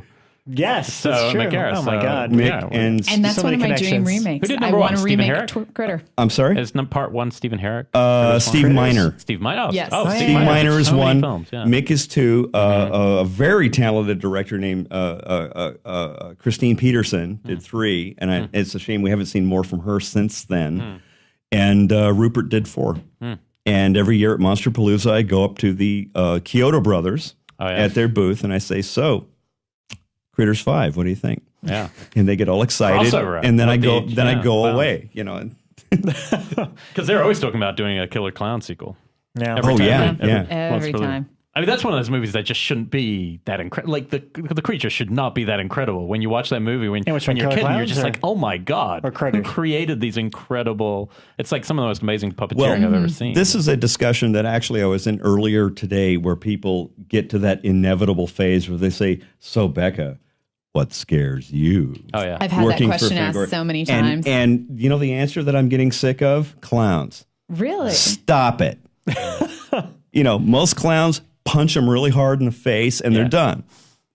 Right? Yeah. Unless they're a scared of clowns. ghost clown My or a answer's simple. supernatural It's clown, the John Clown. Wayne Gacy one. That's the only answer. I have. Yeah. Coco. Yeah, exactly. Mine's Clowns never always did like creep me out. horror movies never have a scare for me. It's always like movies that you wouldn't expect, like Testament, which Yeah. is like this nuclear holocaust about this mom trying Damn to right. raise a kid. Scared the fuck out of me.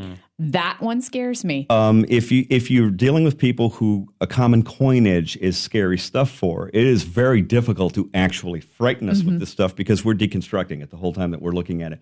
With Testament, I would add Threads. Yeah. The last shot of Threads still sends a chill up my spine to this day. Well, I still haven't seen Threads, but I've got it. But Time Out did the top 100, and it was kind of controversial. I think it was about a year ago, and they did the top 100 horror films, and it was a really good list. But it had maybe 10 that were, in a lot of people's opinion, maybe not horror films. The most powerful, disturbing war film I've ever seen. It's called Come and See. Was number 100 on their list. It's a Russian war film. I never would have thought of it as a horror film, but it's horrifying.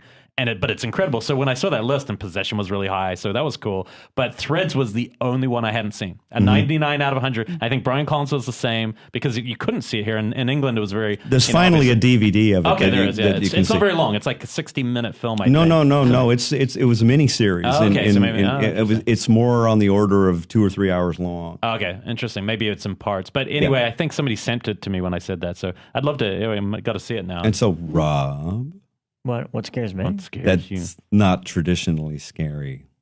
Don't say like snakes or rats or... No. I'm not scared of rodents. You know, what we're going to be doing in Texas. Public Being swarmed by public people. The older I get, the more people-phobic I get. Yeah. I definitely get a little freaked out when I'm surrounded by large groups of people. You were a little edgy at Comic-Con last year.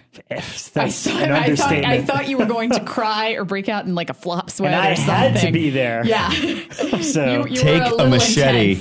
Yeah. Take a machete. The one advantage of the FearNet situation is I don't have to go to Comic-Con to see it. That's true. No, I mean, I've said it before. I always have I have a weird thing about home invasion and just the whole idea and concept of it. And I have like weird nightmares, even though I live in an apartment on a second floor, of somebody breaking in through my window or something. And I don't know why. I'm just scared of that. I never even thought about that stuff until I had a kid. Didn't even home invasion, the threat, none of that. I just didn't, who cares? I don't know. I'm me. I do whatever. But then as soon as that starts changing, everything starts chemically changing inside. And I feel this, strange. Before that, I used to joke. I was like, "What's he going to do? Steal my credit cards?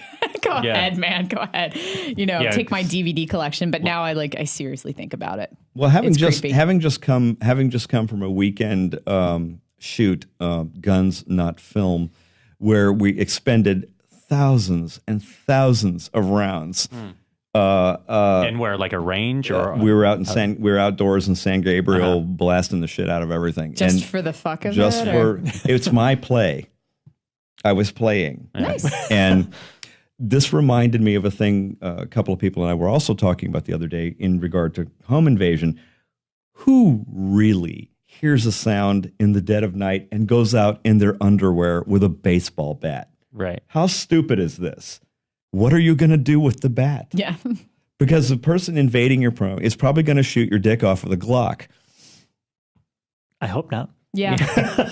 Stop playing with my fears. I don't know what you do. I mean, it is a very, in real life, that is a very strange thing. Often people watch home invasion movies, go, oh, that looks far-fetched. But then, 2 years ago, there was those two guys who went into the family's thing and they, raped them and burned them and took one to the bank and then shot them in the head. I mean, crazy Horrific. shit really happens. Yeah. And it is really dark. Kidnapped, the Spanish film, is the only one I've ever seen that I thought was an effective home invasion film because it went all the way and pushed it in a way where you're like, oh, Jesus, like this, But it's true. Yeah, it's definitely a scary thing. But yeah, I don't know what you're meant to do. You're meant to have a panic room.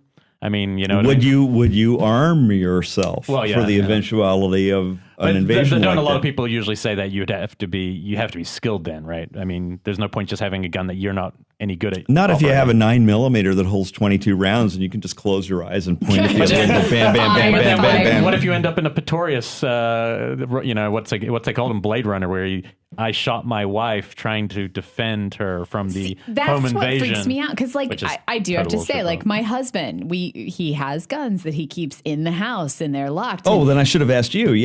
Go ahead. I have there have been times that we've heard stuff and I've seen him pull these out, and I'm like, for all you know, it's like the dog, and and the dog's downstairs getting a drink of water and things, and it usually ends up being nothing, and but every single time he grabs for those, I'm like, I'm going to be coming in late from a screening one night and you're going to forget I was out. So they actually scare me more than they make me feel safe. But that's the classic horror movie line, though. It's probably nothing, but we should check it out anyway. Yes, that's how it all begins. Requiem for a Dream is one for me that always scares me, and I argue with people that it is a horror film, but that for me is one that it scares the crap out of me. I would argue that Requiem for a Dream, to go back to something that you were talking about earlier, I would argue that it's a comedy. Wow. Wow. But we'll get into that separately.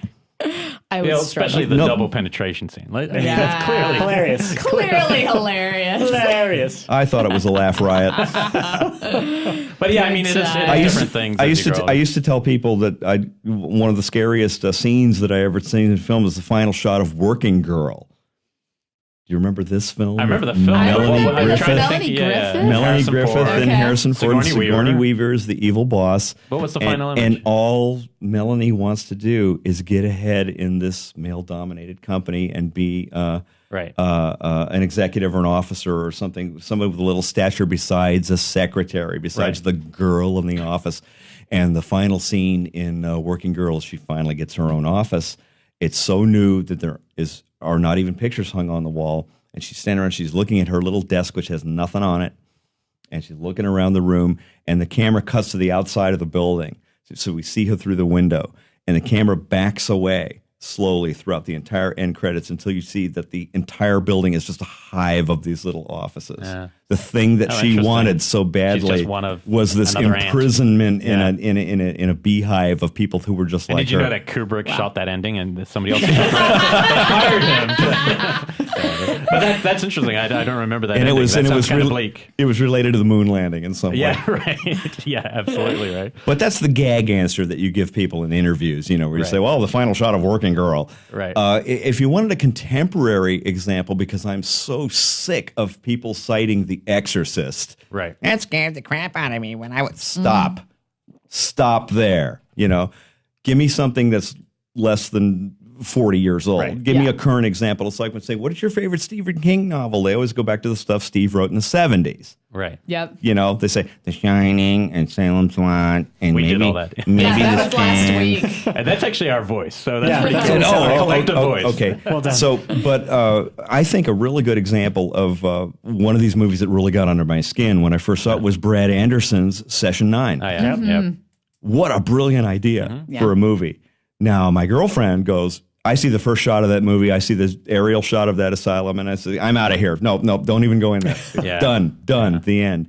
And then you watch the special features for those of you who have not.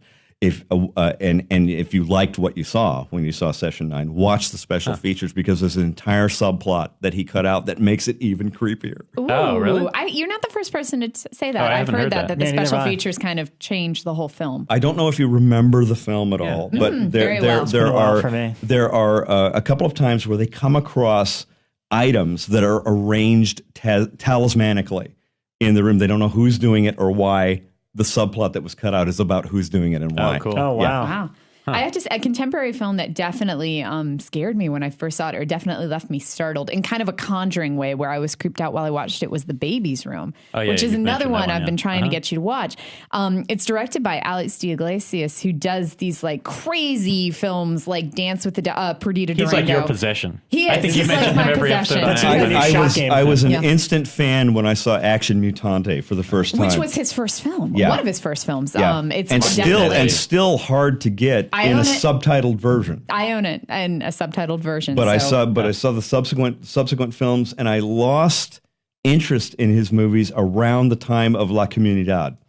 Which I have to say, like his new one, Witching and Bitching, it's not as solid as some of his other films, but it's a lot of fun. I'd love to watch anything by him that I hadn't seen, just because Action Mutante is the most, if you haven't seen it, I've seen that. It's the most unlikely movie ever. And you're going, who thought of this? Yeah, Last Circus is, again, it's actually, I'd say that's probably his most commercial But that's what you get in foreign cinema. Recently. Sometimes you get things that could never get made here, for one. And you get these things that are kind of like somebody's mind unfiltered. And as a writer, there's probably a lot of things that you would have loved to have seen get made that you came up with ideas that just could never get made in America. The one film that he actually did make in America is Perdita Durango, and it's never been released here because it is so fucking batshit. And that's a Barry Gifford novel, and his stuff, who's also been made, David Heart, Lynch, Lost Highway are all... And as far as Perdita Durango goes, watch the Spanish version with the subtitles. Don't watch any other version. Right. Yeah.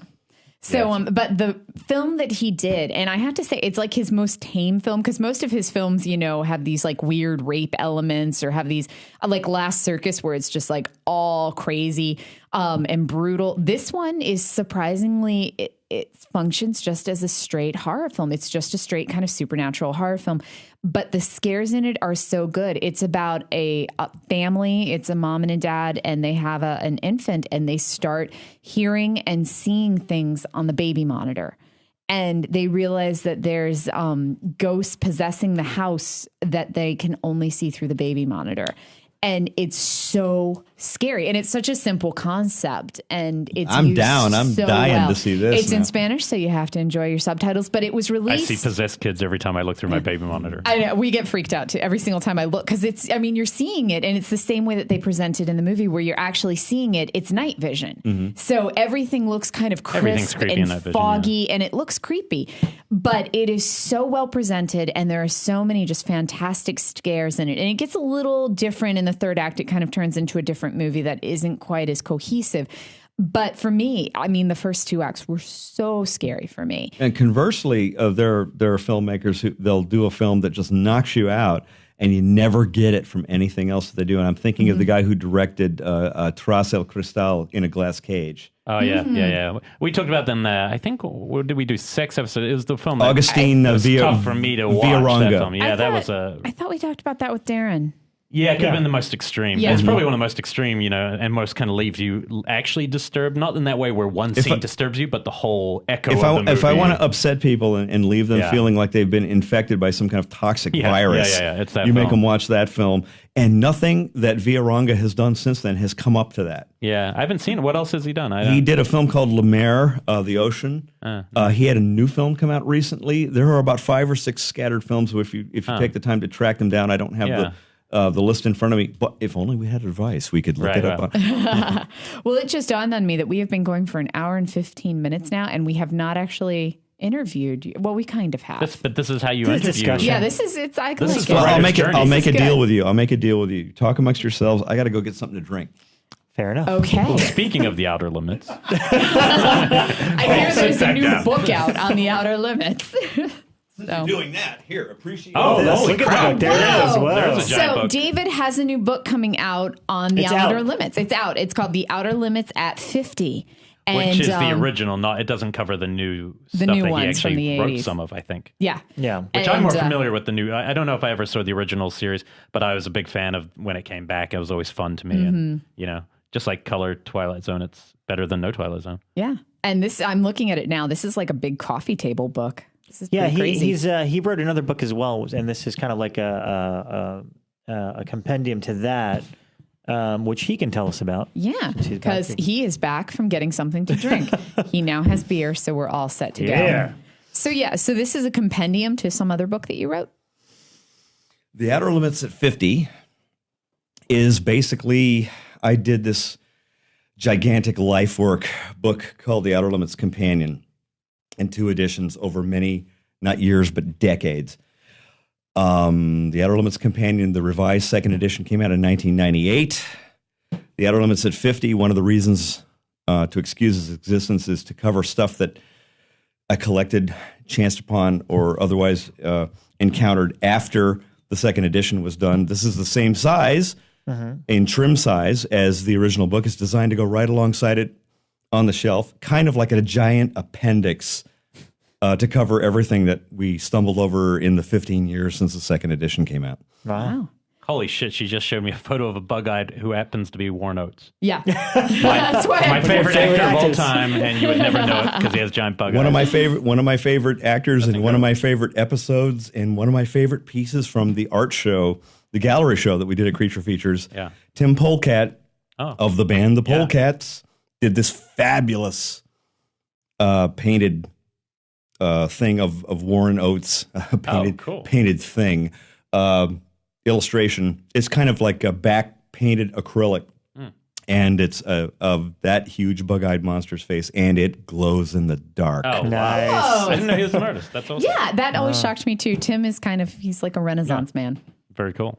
Well, you know, wait, sorry. well, I was going to say because I was telling them, and I am sad to confess this because I don't want you to physically hurt me right now. But growing up, I grew up on the Twilight Zone. There was always Twilight Zone marathons and stuff. I haven't seen much Outer Limits. To be the honest, original or the 80s ones? Neither. Wow. I'm not as familiar with it. We call the 90s revival version, we call it the Nodder 90s. Limits. We call it the Nodder Limits. There's still some good episodes in there, though. I don't think so, and I wrote one of them. Oh, really? Which one did you write? I was a big fan of those. I wrote a first season episode. I wanted to throw down because it was a revival of the Outer Limits. K&B was working on it at the time, first season. And I wrote a lamentable episode called Corner of the Eye, which I don't blame you for not watching ever. I don't watch it. I think I've seen maybe half of it in my entire life. Oh, wow. Wow. No, I loved the 90s ones. I keep equating them to 80s just because I watched them when I was younger. But I couldn't remember many of the storylines, but it was just probably also the age we would have seen them. I get flashes from them. I know I've talked on the show before about how for the longest time I kept picturing this alien that was making strands of proteins and had these like big cocoon things. And I couldn't figure out where it was. And then one day, one of our fans at Fango pointed out that it was from an Outer Limits episode. And I was like, well, there you go. Because I watched them all. But yeah, I get flashes from them. The thing that Rob's talking about is that the Twilight Zone was the visible show, especially on Channel 5 in LA, where they ran 2 episodes back to back at noon each day, which became kind of my rationale for getting up at that time of day. Now, we're talking about a period that is before VHS. So this is a long time ago. So you had to watch it when it was on. Or risk never seeing it. Ooh. And so, but we had seen so many, when I first started coming to LA, the people that I stayed with, first in Glendale and then in Pasadena, we made a game out of it. We would get up, and that was the coffee thing that we would do every day. We would watch Twilight Zone episodes. We became so adept at it that the game became identify the episode within 5 seconds of it coming on. Wow. We used to play that with The Simpsons. There you go. Huh. And it was much more visible. And in the early 80s, its time had come. Warner Brothers was doing a huge motion picture. Mark Zickery's book was coming out. It was time for the Twilight Zone, and I tried to sort of coattail the Outer Limits onto it a little bit. Huh. We had Mark midwifing the first version of the book, which came out in 1986. But even at that, publishers are only convinced by one thing, which is numbers. And Bantam Books, which had done the Twilight Zone companion, did not want to do an Outer Limits book. They didn't care about how interesting I thought it was, right. And so Ace Books did, and that was back in the days when you sent a box of manuscript and a box of manuscript and photos off to New York and hoped for the best.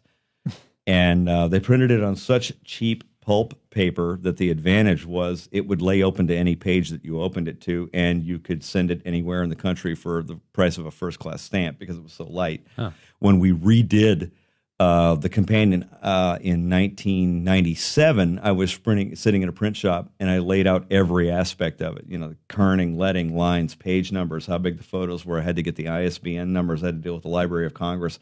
I wrote the legal page myself. Everything. I was directing the book. Yeah. Finally. And it was exactly what I had envisioned years earlier that big-ass New York publishing could not help me do. And so that was fine. That's done. Now what do? Flash forward to now, about a year ago. And I think Taylor White at Creature Features was the first guy who suggested that show is 50 years old. We need to do something to commemorate the 50th anniversary. And we came up with the idea of doing an art gallery show, getting people to do illustrations based on the show, those who could remember it or those who were fond of an episode. And I had written some copy because in terms of what we've seen in DVD supplements, magazine coverage, all of this stuff, very, very available background material on movies and television. If you can't get it off a DVD supplement, you can get it out of a whole book that's devoted to the reference of just some formerly obscure show that exists now. And so in all of that, I and the other people who worked on the various incarnations of the book had never come up with anything other than all of this documentary information. If you go down to like Larry Edmonds or Sam French or something now, you can find a whole shelf of books just on the Twilight Zone. This did not exist when these books were first done. There was a couple of science fiction reference books and a couple of horror reference books. You all probably owned them. Right. I did too. Dennis Gifford's horror movies, John Baxter's science fiction in the cinema, Ivan Butler's horror in the cinema. I still have my original horror movies, and it's like the hardback with the dust cover. And the green Frankenstein head on the front. Yep. And I can remember the pictures in it. Like I can tell you what page is coming next from the pictures. What's the picture? Okay, just to digress. Oh God, he's going to point me out. Just to digress onto Dennis Gifford's horror movies, because everybody has a picture that stuck with them from that book. What was yours? Okay, there's a picture of Christopher Lee as Dracula in it that I absolutely loved. Mine was a picture from the 1966 Black Cat of the blonde woman with the axe in her head. Oh my God. You know what I'm talking about, right? I do. Yeah. Me and Rob are in the dark. Yeah. It's sitting on my bookshelf, guys. Okay. And actually, the copy that we have there, this is probably why I married him. That copy is not mine. Mine is still in my parents' attic. That copy is Dave's. So from when he was a kid. So he had it too. Elric and Rob, next week you come back. With the picture that nailed you from Dennis Gifford's from Dennis Gifford's book. Right. But the point of all of that is that I couldn't do any more documentation on this of the show. I did chapter and verse. I mean, I know a lot more of really obscure things that would interest maybe 5 people in the universe. Right. It got to that extent. And when we my layout genius, Keith Rainville, and I literally stumbled over a photo on eBay. Now, I've been writing about and dealing with this show for decades at this point. I've seen every picture that there is, and here's one I've never seen before on eBay. Go, let's check this out. Somebody on eBay is auctioning off maybe 40 photos, 25 of which I've never seen before in my life. I'm going, call this person in New York. So Taylor calls him. He buys the 40 photos, lock, stock. We get them in the mail. The nice person who supplied the photos says, "You were so nice to buy them all lock, stock. I threw some extras in." Where did this person find these? These were in an ABC publicity file in New York City, the analog file, the comparative file of which on this coast had been destroyed long ago to make shelf space, room. The extra photos that were put in are dropping my jaw because they're the one thing I didn't have when I had done the original version of the book, which was behind-the-scenes shots with camera crews, booms, cycloramas, people shooting this actual stuff.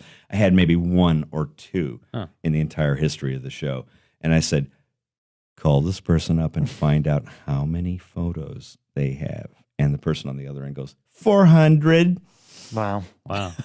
Thus did what was formerly a brochure to accompany the art show grow into this 150-page plus book you see before, because we wanted to showcase these photos that weren't available for either edition of the book, had never been seen before by most people. And when Keith and I were sitting and laying it out, I said, you know what? This needs to look like a Taschen art book. Right, and it does. What was it about the show that infected you in the first place? Because obviously something had to have gone under your skin when you were young. Was it your age? I saw the first broadcast when I was 8 years old. I saw the first broadcast of the first episode, and I'd never seen anything like it. Not even on Twilight Zone. Not even on Alfred Hitchcock Presents. Not even on the few horror movies I had watched at that time. And like I write in the book, I said I couldn't do documentation anymore. It has to be from a more personal perspective, which in some ways is a lot more risky to write because you have to talk about the effect this thing had on you personally. And I'm saying by some mechanism that I don't even really recognize, I knew at the moment I watched the show for the first time that it was going to be kind of a constant companion for the rest of my existence. And indeed, it has become a self-fulfilling prophecy. So, do you think it could come back again, be rebooted again as a show in a modern? Oh, I hope not. And the only way to do it, to kind of my satisfaction, would be do it for the budget you did it for initially. Do it in black and white. It would be like that. Otherwise, you would wind up with the kind of the resurrected show, which kind of to me had a different moral compass than the original show. Okay. Yeah, I'd have to go back to the start to know exactly what that means because because we probably grew up with the colored one, which probably to us was just like a more sci-fi version of Twilight Zone. Like, you know what I mean? Well, I think that the revised series is interchangeable with any number of. There's nothing that identifiably makes it the Outer Limits. If you watch the title sequence to the Resurrected show, it's pretty clearly polluted with a lot of Twilight Zone stuff. Right. They have clocks and falling mannequins, and they just got a little. They got a little. They got a little productively confused.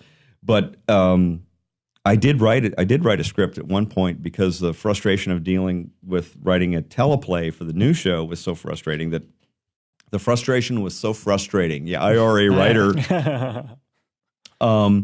It was so frustrating to have dealt with it. I thought, well, if you had an ideal version of what you think would be a modern day version of this, what would you do? And this was, one of those little side trips off into spec script land that leads nowhere. But strangely enough, when they were talking about doing an Outer Limits feature at Sony, which absorbed MGM, which absorbed United Artists, which absorbed all these companies over the years, a friend of mine who was a director over there called me and he said, I'm sitting here with an Outer Limits script in my hand right now. This was about 7 or 8 years ago. And he said, it occurs to me that you're the only person that can really, really write this. Nothing ever came of that. But as a result, I saw the various drafts of various scripts that they wanted to do as an Outer Limits feature, and they were all just kind of wrong-headed because you have so much more to compete with now. You have every science fiction film that's been made since the 60s, all the effects thereof, all the plot twists thereof. How do you tell a new story? And they're trying to compete in a market. At that time, they were trying to compete in the kind of the Aliens, Independence Day, Matrix market. They were trying to make it updated, credible, and current, where they just really, they lost sight of what made the original show kind of special. And we don't have a show on air like that now, right? I'm thinking like a Twilight Zone, Outer Limits, we don't a have one-off where each episode is its own anthology shows. Yeah, we talked about it last week. Yeah, but I don't think when was Amazing Stories was like Amazing that. Stories. I'm trying to think. I think that the last one that we had was probably Masters of Horror. Yeah, no, you're right. Well, actually, Fear Itself. But I mean, I Fear, can't think of one Fear since Itself then. was Masters of Horror, but done on the writer strike. That's the difference. Yeah. Fear Itself began life as season 3 of Masters of Horror, and then NBC stepped up and wanted to do it. So it's Masters of Horror, but with network restrictions. And you did one of the Masters of Horror. You did the Larry Cohen one. Right? I did one for each season of the HBO or Showtime. Was it Showtime? Showtime, yeah. So wait, the Larry Cohen one was Pick that Me Up. Pick Me Yeah, Up, which is based on his story. Yeah. Larry Cohen did Pick Me Up, and Tom Holland did We All Scream for Ice Cream, which I adapted from a John Ferris short story. Yeah, I mean, collaboration must be interesting seeing somebody take your writing of throughout the years and make their own completely different movies, I assume. Have you had certain directors where the collaboration was, where they value your opinion even through the shooting process? Like, I don't know how Alex Proyas was on The Crow, or is it always kind of hand off the baby and just see what they do with your work? No, the only hand off the baby incident was probably with the Outer Limits episode. Every other one has been very hands-on and very intensive, very immersive, and very collaborative, going all the way back to Alex on The Crow, because I was on set in Wilmington, North Carolina for, by my estimate, at least 102 days. So that's weeks before in pre-production. I was there for the whole pre-production, all through the shoot, all through the hiatus, all through the resumed shoot, every step. I mean, how did that work? How long did they have to go down for? 6 weeks. Okay, and did a lot of rewriting have to come into that, or was it already well covered? Well, Pressman, after we had the accident, Pressman insisted on handing the script off to some more seasoned kind of Hollywood hands like Waylon Green and Terry Hayes, who had some input to it. But they also called me back, and I not only wrote on the revised version, the post-accident version, but also was there for every day of shooting, just in case we needed something. And as a young person when I saw it, I would never have known. I mean, I'm sure when you look back at movies and you look for these things, you maybe can find these kind of flaws. But as a young person, I never would have known anything had happened behind the scenes of that movie. Yeah. That's part of the devil's deal of working on this movie is that yes, we had one of the worst things happen to us that can happen on the set of a movie. Right. I feel for James Wan big time. Yeah, You right. know, Which obviously is probably the same scenario, right? Somebody's rewriting us. yeah, and it's like, what do we do? Right. You know, first of all, you have that panicked kind of shell-shocked moment of, do we keep going or do we just stop? Right. Alex, in fact, wanted to shit can the entire movie, and it was only because two of our actors came up to him and talked him into finishing the film that we wound up back there 6 weeks later. How far, percentage-wise, were you like 70%? With 3 days left to shoot. Oh, okay. Yeah. Okay. Then of Yeah, course, 3 or 4 days of actual shooting, which stretched into a couple of weeks because we were trying to cover other scenes, and some scenes arguably came out like more poetically because we didn't have Brandon to shoot them. Interesting. Such as the scene where Rochelle Davis walks into the lock and talks to the cat.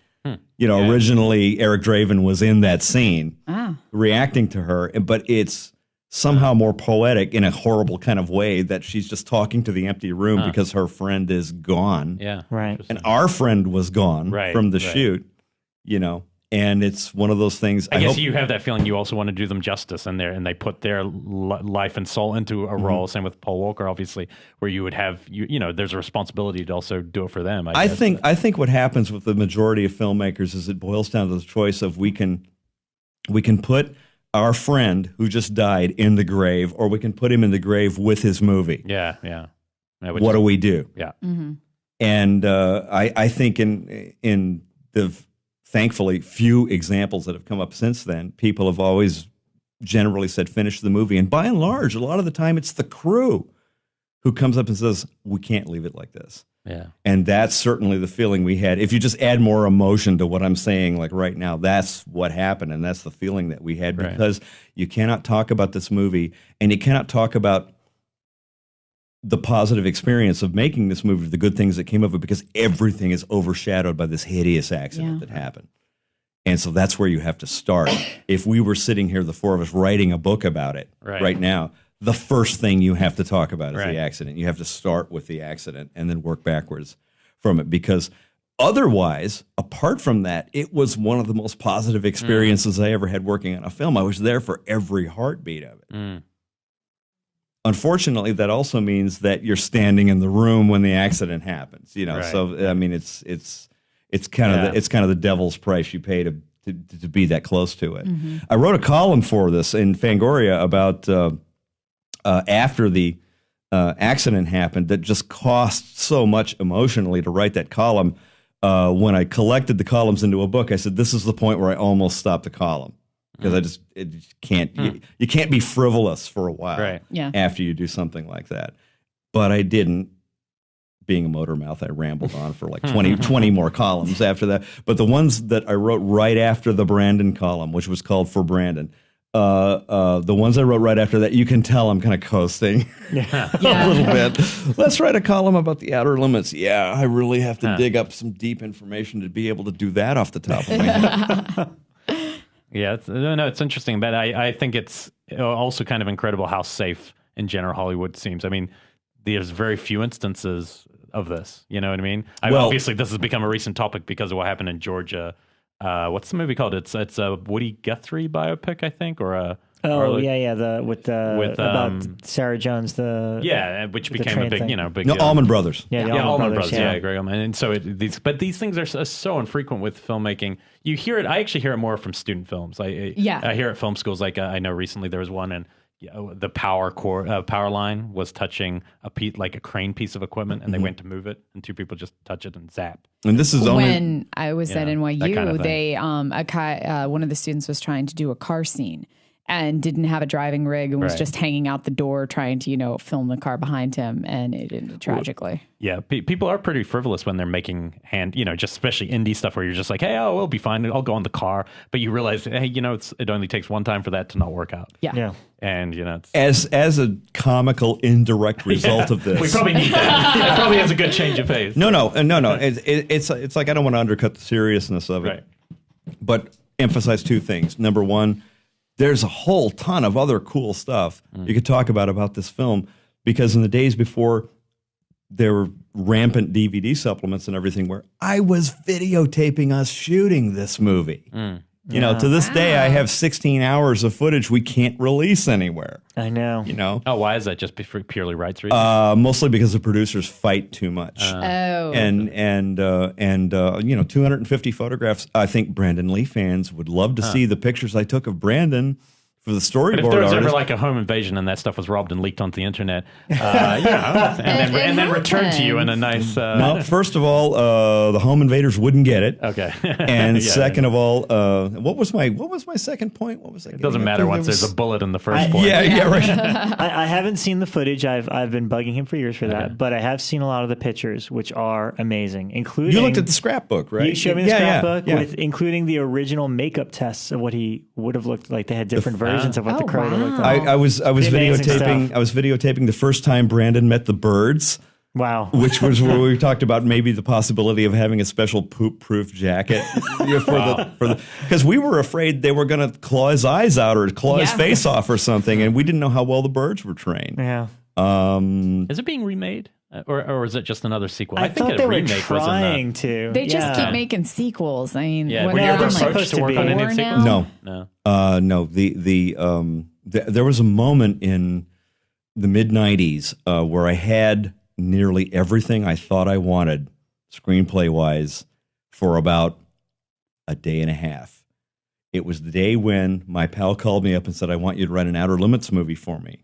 In the same week, Guillermo del Toro called me up and said, I want you to write Creature from the Black Lagoon for me to direct. We have to talk about that because that's my favorite too, and it's probably yours too. And needless to say, they went away. And if I can get through this life without them remaking The Crow or Creature from the Black Lagoon, I'll be in good shape. What would you have done with Creature? Like, how would you, if somebody was to adapt that, which is pretty inevitable? But before you start that, we have to give a little context to it. Is that if you're ever lucky enough to see David's place, oh my God, the hugest creature from the Black Lagoon. He's got a pinball. He's got the creature pinball machine. He's got a life-size creature you see as soon as you walk in. He's got every figure, everything that's ever existed of the creature is in his house. What's the name of the woman who designed it? Millicent? Is that Millicent Patrick? Yeah, I love that. I wrote incredible for somebody out there who feels the aching need to publish such a thing. I have written the ultimate Millicent Patrick article with the best photos that no one has ever seen of her. Oh, cool. So, I think a lot of people don't know that. I remember just stumbling upon that like only a few years ago. It was like, oh, she was just designed the creature. And no, Millicent worked on the makeup crew that Jack Keevan and Charlie Schramm and a bunch of other guys worked on at Universal, and she was crushed by Bud Westmore's ego. Essentially, if you read the book, The Westmores of Hollywood, Westmores today, the ones that are prevalent in the makeup industry, they're agreeable, they're wonderful people. But the dynasty started with the original 5 Westmore sons, who, if you read the book, you'll discover they just despised each other, and they were just they would do anything to get an advantage. Each one would do anything to get an advantage over the other. And don't take it from me, because I don't mean to slander them unduly, but read that book, The Westmores of Hollywood, which was written by Frank Westmore, who said, "Here's some of what was going on," at the time, and it was a little fierce. But she wouldn't have designed, when it gets to Revenge of the Creature, she wouldn't be altering his look. No, I think she was gone. I'm pretty sure she was gone by then, yeah. Because he does change dramatically. Now, was that one of the pictures from horror movies? Because I remember that. I have a couple of different hardbound books from my youth, but I remember one where they're actually like painting the creature. There are some stills of Millicent touching him up on tank tests and stuff. Because our friend, I don't know if we have to explain to everyone who Tom Weaver is. It'd be nice to yes. He works for Fango. He writes for Fangoria. He was one of our main people on Starlog when that was still around, but he's been with Fango forever, and he is just a universal guru genius type guy. If you have any of the legacy collections or any of the DVD ones, he supplied a lot of the commentaries for them, and for me, I've said before, that was my first intro into horror, is just being really young and catching the Universal monster movies and just enjoying them. But it wasn't until those DVD releases came out that, I feel like I'm getting a history lesson anytime I put on one of his commentaries. Because, Yeah. I mean, he really knows the ins and He outs. is amazing. Tom scripts his commentaries and had writes to, them to within 5 seconds of It's another unbelievable. comment. Yeah, Wow. they're really good. They're really educational. He has sent me a couple of the scripts. He sent me the script for his commentary on the original Wolfman, and it's pages and pages, and he roars through this stuff because the movie is 80 minutes long. And it's amazing how he does this, and they're always a treat to listen to. Well, Tom is in July later this year. He's coming out with his Ultimate Creature megatome, which is called The Creature Chronicles, and is at least 700 pages long. Wow. Just on the 3 creature movies. And I'm the fifth Beatle in that book. I'm the one that didn't get cover credit. Steve Cronenberg did, and Dave Schechter did, and I just missed getting cover credit. But it is gigantic. Tom wrote with the Brunis brothers a book called Universal Horrors, which was all about their classic horror movies. And everyone was bugging him to do a follow-up volume about science fiction films from the same period, which was originally called Universal Terrors. And he had interviewed so many people and knew so much about Creature from the Black Lagoon movies that he decided to split Universal Terrors into 2 volumes. One just about the 3 creature movies and one about everything else. And the Creature volume is coming out in July, and that will be the book that massacres my poor little Outer Limits 50 book for a rondo next year. But so back to my question. What would you do? And also Guillermo, to me, seemed like the only person I'd want to see make that, to be honest, like in terms of his ability to create an empathetic creature, rather than just, it's the villain. So what would you have done with that, or what could you see done to modernize that? There were 2 tracks because Guillermo's Creature from the Black Lagoon movie was all about shooting at period Victorian. Oh, weird. Wow. And I said, well, Guillermo, you know what that is, right? And he said, because you're talking about guys going into the Amazon, nobody's ever been there before, with the huge cameras, with the tripods, and the guy with the 50 caliber Nitro Express elephant gun. I said, that's the Lost World. Yeah. And he said, exactly. He says, that's why I want to, it's like we're going, they go down, they find him, and they find a culture where the creature is worshipped right. as a superior being. And of course, the incursion of civilization fucks everything up left and right. I had a little more King Kong. I had the Creature from the Black Lagoon is acknowledged as being by the people who created the movie. It says, yeah, we took our template from King Kong, absolutely. And if you watch the 2 creature movies, Creature from the Black Lagoon and Revenge of the Creature, together, they're the plot of King Kong, because in the second movie they bring him back to civilization and he goes berserk, which is also the end of Jurassic Park: The Lost World. Right. Yeah. Yep. Same plot. And I had a backup story in case Universal had bridled at doing a period movie, which brought it up to modern day and was based on the idea that he actually existed, that those movies they made in the 50s were the same as movies we make now about Bigfoot, that the people who photographed him at Marineland were photographing a guy in a suit, and that he was actually real and there was a huge cover-up involved in it, and now he's back. Oh, cool. See, I would like contemporary ones. I like it when that challenge is interesting to me. I don't know, because the modern day Wolfman bothered me so badly. It wasn't modern day. It was about No, it. but the remake. The remake. Okay, fine. No, I'll that's say what I the mean. remake.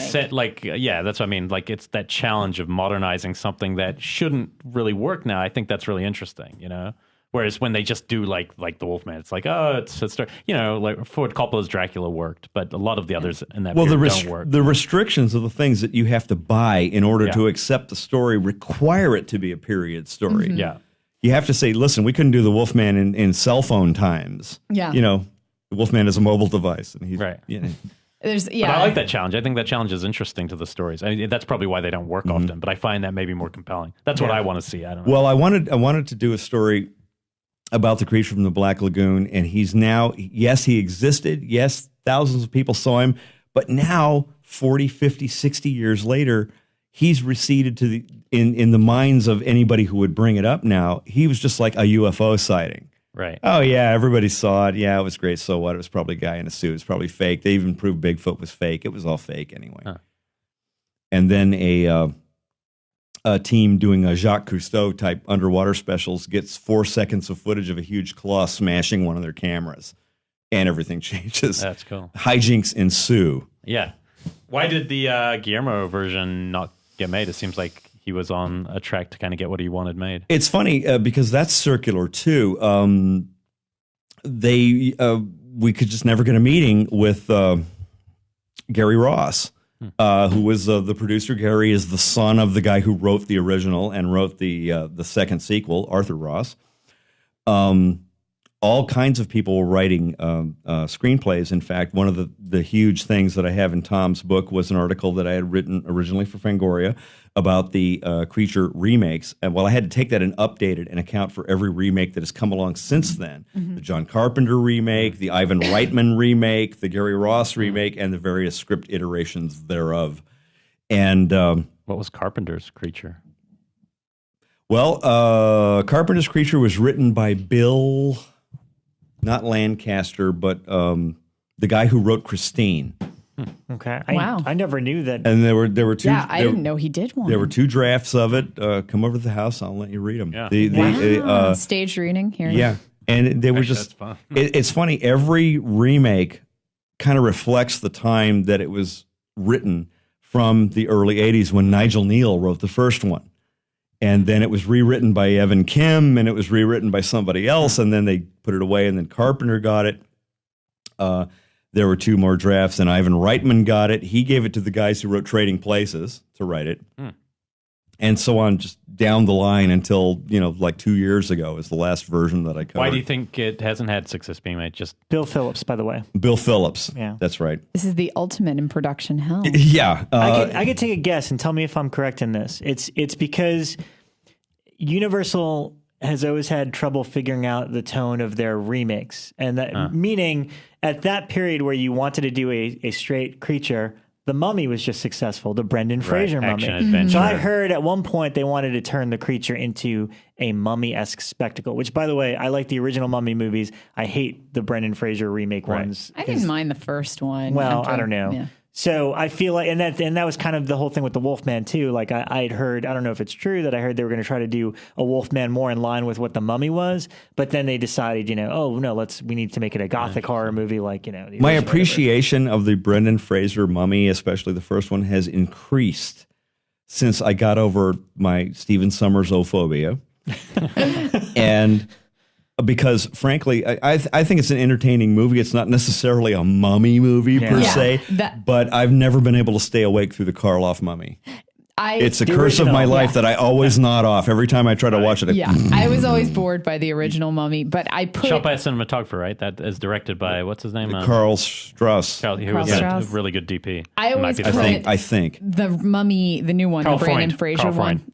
I always put it in the same as like the National Treasure movies, where I love them and they're like frosting without cake for me. I just, which is to say cake. Yeah. I love them. Yeah. So. We've learned a lot about Becca and Stephen Sommers. I I did not know about this little side interest. Well, also, you know I like the National Treasure movies. Oh my God, I really didn't. Oh my gosh, you'll have a friend in Carrie. She loves those things. Yeah, and they're being again. able to watch them over and over. I can't say they're good movies. I can't say that. But I they're would recommend compulsively watchable. They are compulsively watchable, and I will watch them. And for like a half an hour, it's like watching magic, where I just giggle and clap my hands. And I know that it's not good, and there's nothing real about them, and I probably shouldn't like them. But for an hour and a half, I'm going to giggle and clap my hands. So let me add to what Rob just said about the why the Creature remakes didn't get done. It's like the first time around, and I'm probably missing one, and it's probably The Mummy. They just couldn't find a way to do it. Next time around, it's like, well, we just did this movie called Van Helsing, and it's going to be a huge hit. And once it is, we'll do our Creature movie. Yeah. Van Helsing was not a huge hit. Next time it happened was when the Wolfman remake came out, and they said, if that does really well, we'll move forward on the Creature remake. And in the meantime, Gary Ross, who controls the rights and is the producer, had his own. He went from Pleasantville to Seabiscuit to Hunger Games, and so he's had his hands full. And it's this whole because Gary, I think Gary wrote the most recent iterations of the script. Didn't Gary Ross direct Hunger Games? Yeah. Oh yeah. So you're But talking about he's the same guy. writing as well. Yeah. And he's the person who is that's from the family. That's the Gary Ross who is the son of Arthur Ross, what a weird, who wrote the original. Interesting. That's an interesting connection. But I remember Guillermo and I were we had actually gotten a meeting, and we were on the lot at Universal walking toward the production company where they were, and it gets a call on the cell phone. It's like, meeting's off. What? And I look at them and I go, they're looking at us through the blinds, going, it's like, maybe they'll go away. Wow, that's really interesting. I didn't realize that. But as to what transpired, who knows? Yeah, who knows? It's one of those studio mysteries. Yeah. As a huge fan of the original, I'm just curious, what are your thoughts on on the sequels, the two sequels, and just other iterations like something like the Monster Squad, which is fun and has a creature. I take the original 3 movies all of a piece. They're one movie that runs 2 hours and change, 3 hours and change, something like that.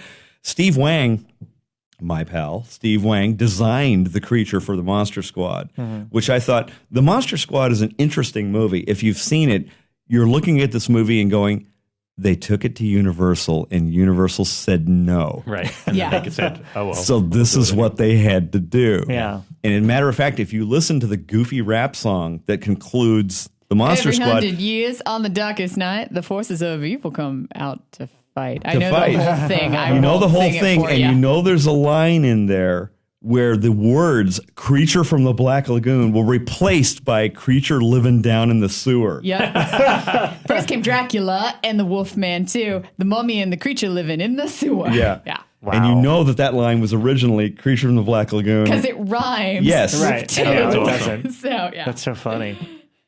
Oh man! And I just rapped for you guys. Yep. Yeah, I don't know if we can go much further from a creature rap. We care so much about our listeners that we'd go to this depth of information and have Becca rap for you. I remember the rap That's from fascinating. Monster Squad. That's pretty crazy. I think one of the problems with turning those things into adventure films is then it would be too hard to put the perspective of the monsters in the film, and that's what makes the scenes of him swimming underneath the woman, and that's the thing I think that everyone identifies, especially when they're young, with that voyeuristic scene and not being able to touch and still feeling like a freak. And I think they would lose that straight away. It's look but don't touch, isn't it? It's just kind of it's the act of cinema. It kind of stands in for what movies are. Well, also another thing that with more current films that we have now is that once you lampoon something, it is very hard to go home. Yeah. And this has changed. If we can do a history lesson here, one thing that changed is that I assume everybody here has seen a movie called Abbott and Costello Meet Frankenstein. Just a little. Yeah.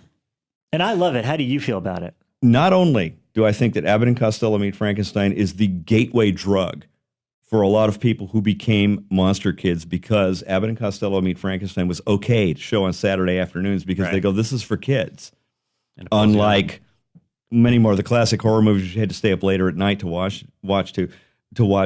But I can pinpoint the turning point where monsters went from being obscure, supernatural, gothic horrors to being kid-friendly, family-friendly entities. And it's the moment in Abbott and Costello Meets Frankenstein where Lou Costello pretends to be a statue in the Wax Museum, and the Frankenstein monster, Glenn Strange, walks past him and does a double take where he's scared. At that moment, that was the end for Gothic monsters at Universal. Wow. That's why they went into science fiction in the 50s, I think. That's why they had to up their game and bring things like It Came From Outer Space and Creature from the Black Lagoon in order to bring the thrill factor back into horror movies. And not until the end of that decade could you attempt Gothic monsters again, and that's when Hammer Films did it by bringing in Technicolor boobs and blood. Right. Yeah. Speaking of Hammer, we were talking about my favorite picture from the book, and what I found out, because I looked it up because I was like, I have to see that picture again. It's actually from a movie. It's from a book called Horror Movies, it's not the one by Dennis Gifford. It's not the Dennis Gifford book. But that's the picture that I loved so much. So from the Dennis Gifford book, I remember the picture for A Hypnotic Eye I really liked as well. So I'll go with that one. And this one, the movie Treasury, the horror movies by Alan Frank. That's the one that had the picture of Christopher Lee that I love so much. This looks like it's from Taste of Blood of Dracula or maybe Scars of Dracula. I'm not even too sure. To be honest, I never really liked Hammer films that much. My husband's like an expert on them. Good. I'm not too into them, but yeah. What about Becca? What about like Quatermass movies? Don't you like that? Okay, the Quatermass and the Pit movies I do like. I liked the first one, and then some of the they get a little bit weird. I think Quatermass and the Pit is just a... I've never heard it called Quatermass. I always say Quartermass. It's Quatermass. Okay. Watch the movie. I need to. It's like I think Quatermass and the Pit to this day is a bullet train. I think it's a wonderful movie. I have a copy. You guys are welcome to borrow it. But the Hammer films that I always liked were the ones like Dracula, like the one where Dracula owned a corporation and he had all the mob. Oh, Dracula. No, it's the last Rises one. Again. Satanic Rites of Dracula. Satanic Rites of Dracula, which is like a public domain movie, and it's released in all of these horribly poor versions. The horrible collections. Yeah. But that one I always think is kind of fun.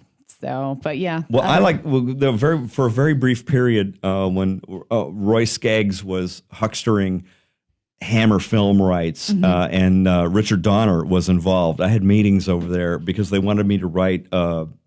We were talking about writing a new version of The Devil Rides Out, which is my favorite. I love That's that one. That's number actually one, not a bad one.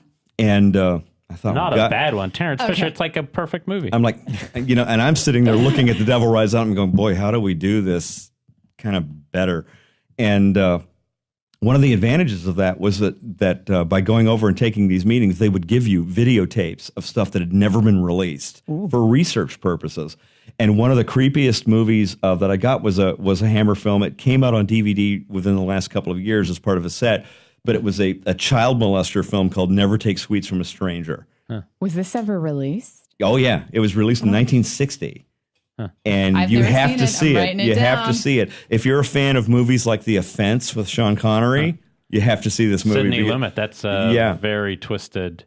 That's quite a trippy film too. It's like it feels almost like a play at times because it's the two characters. It seems based on a play, but it has other moments where I only saw that film recently, and it was one of Sean Connery's admitted favorites of his own films, and because it is really intense. Hard hitting. Yeah, they're tracking down a pedophile who's getting girls on their way home from school, and but there's the thing that's memorable is like a 12, maybe it's 10-minute, maybe 12-minute take in the middle between him and his wife having a serious conversation about their marriage or something. Right in the middle, it's like one take, I'm pretty sure, and it's like a two-shot of the two characters. And it's one scene where you can see everything wrong with that marriage in one shot. Yeah, it's a really good. It's actually think it's one of Lumet's best films. And The Offense with a C, Offense. Yeah, that's a good film. Sidney Lumet film. You can find it now. But I have a general horror question. Sure. Okay. Mostly for you two guys, because as parents, speaking of just what we were talking about, how much has pedophilia ramped up on the fear factor of things that you don't want to see or are afraid of seeing? It's weird because I was actually having this conversation with Dave last night. That's your husband, not my me. Husband, okay, not okay. You. The Dave you've been referring to all this time is not me. That's her dog. It's my dog. No. It's a constant reference. Okay. But we were talking last night because I used to be such a Law and Order addict. And I mean, Law and Order is awful now, but I would still turn it on just because it was like turning off my brain for a little bit. And now I watch it, and even though the plots are awful and it's gotten bad and trite, it's still all of these like child molesters, and I'm like, it bothers me, and not even the badness now, but it makes me think about things like that, and that creeps me out. It's a present threat. Yeah. In movies, it doesn't, but I'll tell you what, actually, the only reason that this hits home is because it came up 2 days ago. I was driving home listening to NPR, and I could watch almost anything. I watched, what was that movie? That was the guy went to jail for showing it. What's the one that you like? See, that Serbian film. But that Serbian film has a scene where it's a spoiler, so I can't really tell you. But it's pretty a pedophilia. No, but it's more than that. Everyone knows what that scene is. Where a father ends up being tricked into. Oh no, not that one. Okay. Sorry. Even the opening one with the little it's girl. very dark, but I watched it and hardly blinked. I was just like, it's movies. Yeah. And I think that's part of being filmmakers or whatever it is you're doing if you're behind the curtain. I was driving home, I think it was literally 2 days ago, and NPR had a very specific story about pedophilia. And it's basically stuff that I didn't know. I did not know this, that you're actually a pedophile just for having the thoughts. You don't have to act on them. Being a pedophile is actually being attracted to that age range. Also, pedophilia is like Catholicism. Yeah, right. Again, I mean, immortal sin in thought, word, and deed. I mean, right? It's very weird. They were talking about it, but the story was a viewpoint I'd never heard, which was actually a guy who was, I think he was 18 now, and he was a self-proclaimed pedophile, but had never done anything about it, and ran a support group for other people who didn't want to act on their attraction. And there's this word, he's literally just talking, and his voice has been altered, and he starts saying, well, I think when I was about 13, I knew I was attracted to anyone from the age range of 3 to 10, and I literally had to pull over the car, and I had to like literally take a deep breath. I was almost crying, but that's for real because he's just talking so honestly, and I just didn't even know what to do with that. It wasn't about the victims, it was also about him. It was also a kind of an empathy, just that this person's saying this and thinking about the human condition, that Christ, wouldn't want to be that way either. But it really affected me. And I assume it was because of having kids. I wasn't thinking about my kids, though. I wasn't filtering it directly, but I guess you're just different now physically. And well, I think it affected me. I think that seeing the stuff that we use as common coin in any form of entertainment or books, television series, movies, whatever, I know the thing that I'm watching is inherently fictional, no matter how horrible it is. Right. Because the two things that I found people do not abide, especially in America now, are pedophilia and anybody hurting an animal. Oh, God, no. And it's like, I'm sorry, folks, this stuff really does happen. And we didn't really kill that dog in that movie. We pretended to. Can I do a Walking Dead spoiler? And I won't spoil it for you. I won't tell you what happens, but there was almost a scene in the last 2 episodes of Walking Dead where, so nothing happened, you don't have to worry about, but they came very close to going there with one of the child characters, and it was surprising on TV. It wasn't completely explicit, but kind of in the deliverance mode, where I'm going to get you, and the guy's taking off his belt, and you're like, wow, so if this other character didn't do what he did in that moment, that would have happened. And that was interesting. That was pretty edgy for mainstream TV. Not bad for TV. Right? Yeah, but I mean, I think it's, what, somebody wrote on Facebook the other day, they said, hey, I don't know who it was, today, I think somebody just read, hey, don't forget what actually scares you. Let's write about the stuff that not just because it's a good idea and, oh, that's creative, actually tap into like what really still disturbs you or what still upsets you, and go there and see what's there and why, and maybe you translate that to people and it could still, it can still affect us. And I think that's an important thing to look at. That's the idea with any kind of, that's the problem too when you're dealing with an art form of any kind. You say, I'm doing this as a means of artistic expression. It may turn you off because I've done a couple of things in here that you don't agree with or approve of, but that's part of my point. It's like, none of this is real. It's like if you're writing about the worst, most pornographically awful thing that you could imagine, it's still in the realm of the imagination there. And that's the difference between somebody who needs to be locked up, I think, and somebody who is just, can I get under your skin? Will you allow me to get under your skin with this? Yeah. You're making a pact with your viewer, your reader, your audience. You have a tacit agreement. But unfortunately, that used to, once upon a time in books and movies and stuff, it used to require the viewer, the reader, to do some of the work themselves. Yeah. And now everybody wants to be fed it one way. Right. They've become observational as opposed to experiential. Yeah. Where you're watching everything like this with a phone in front of your face, and they've therefore abrogated the responsibility that anybody would have to take as a participant in any thought like this. And so, no, you all just gave it to me. You made this bad shit up. You're evil. You should be put in jail. Right. Well, we often talk about trailers too, and how like trailers are doing the same thing. Now they're giving you all those key moments because at least now they're all in it. So come to the movie. Whereas I loved it where you always talk about like where it goes, hey, this is just enough to hook you, but you don't know all the answers yet. And just like what I was talking about with this film Under the Skin, every couple of years there's a couple movies that pop up that do still allow you to be part of making that film. It's like the thing. It's like the thing with horror films. One of the more comforting aspect of doing scary movies, whether you are doing slasher movies, which I think need to be differentiated from horror movies, or stalk and slash, or hack and slash, or supernatural horror movies, or whatever. I mean, it's exploded in a couple of directions, and it should. That's a sign of growth, basically. What was my point? I lost it. Talk while I talk. Yeah, we've been going for a while. Talk while I catch up with my point. One of the movies that I saw recently that I thought really kind of tapped into something that I wasn't aware I was scared of yet, that I liked, not that I liked, but that I found fascinating, was Babadook. Oh, yeah. I agree. Where, because it's about this woman who discovers that her child, I can't say there's anything wrong with him. He's just quirky, like overly emotional. Yeah, but it could just be not having the other parent. Yeah, there's just like he's lost his father. He's not normal. He's having some emotional problems. But the film is pretty much about how you can't get away. There's nothing you can do. You are attached to that person. And that tapped into something in me, because suddenly when I was watching it, I was like, oh gosh, no matter what, I'm with Marnie for life. And it's just a weird feeling to suddenly have that. So that was one for me that I was like, it tapped into something that I really hadn't expected. How'd you feel about a film like Beautiful Boy? I haven't seen Beautiful Boy. And there's an analog film to that. There's a similar film to. The biggest change for me was Don't Look Now, because I used to teach, and I would always start with the first 8 minutes of visual storytelling and looking at how, especially looking at basically graphic matches. You know, they throw something red and then it matches red, and the whole sequence is brilliant. I've talked about it before. I don't think I'll ever probably get to really watch that again. Maybe when they're a little more grown, but it's just too scary because you have a situation happen like that every day.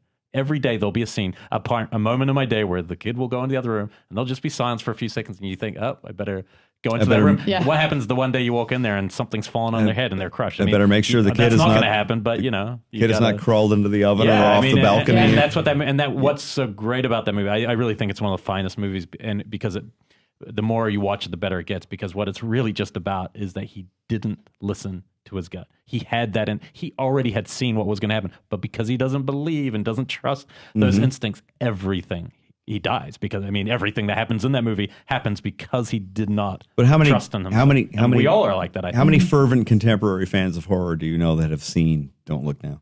Well, we hang out in a weird group, right? I think we're you got to jump cut and hang out with horror trivia. Yeah. You're gonna, But you're right. A lot of young people wouldn't have seen that, but it's.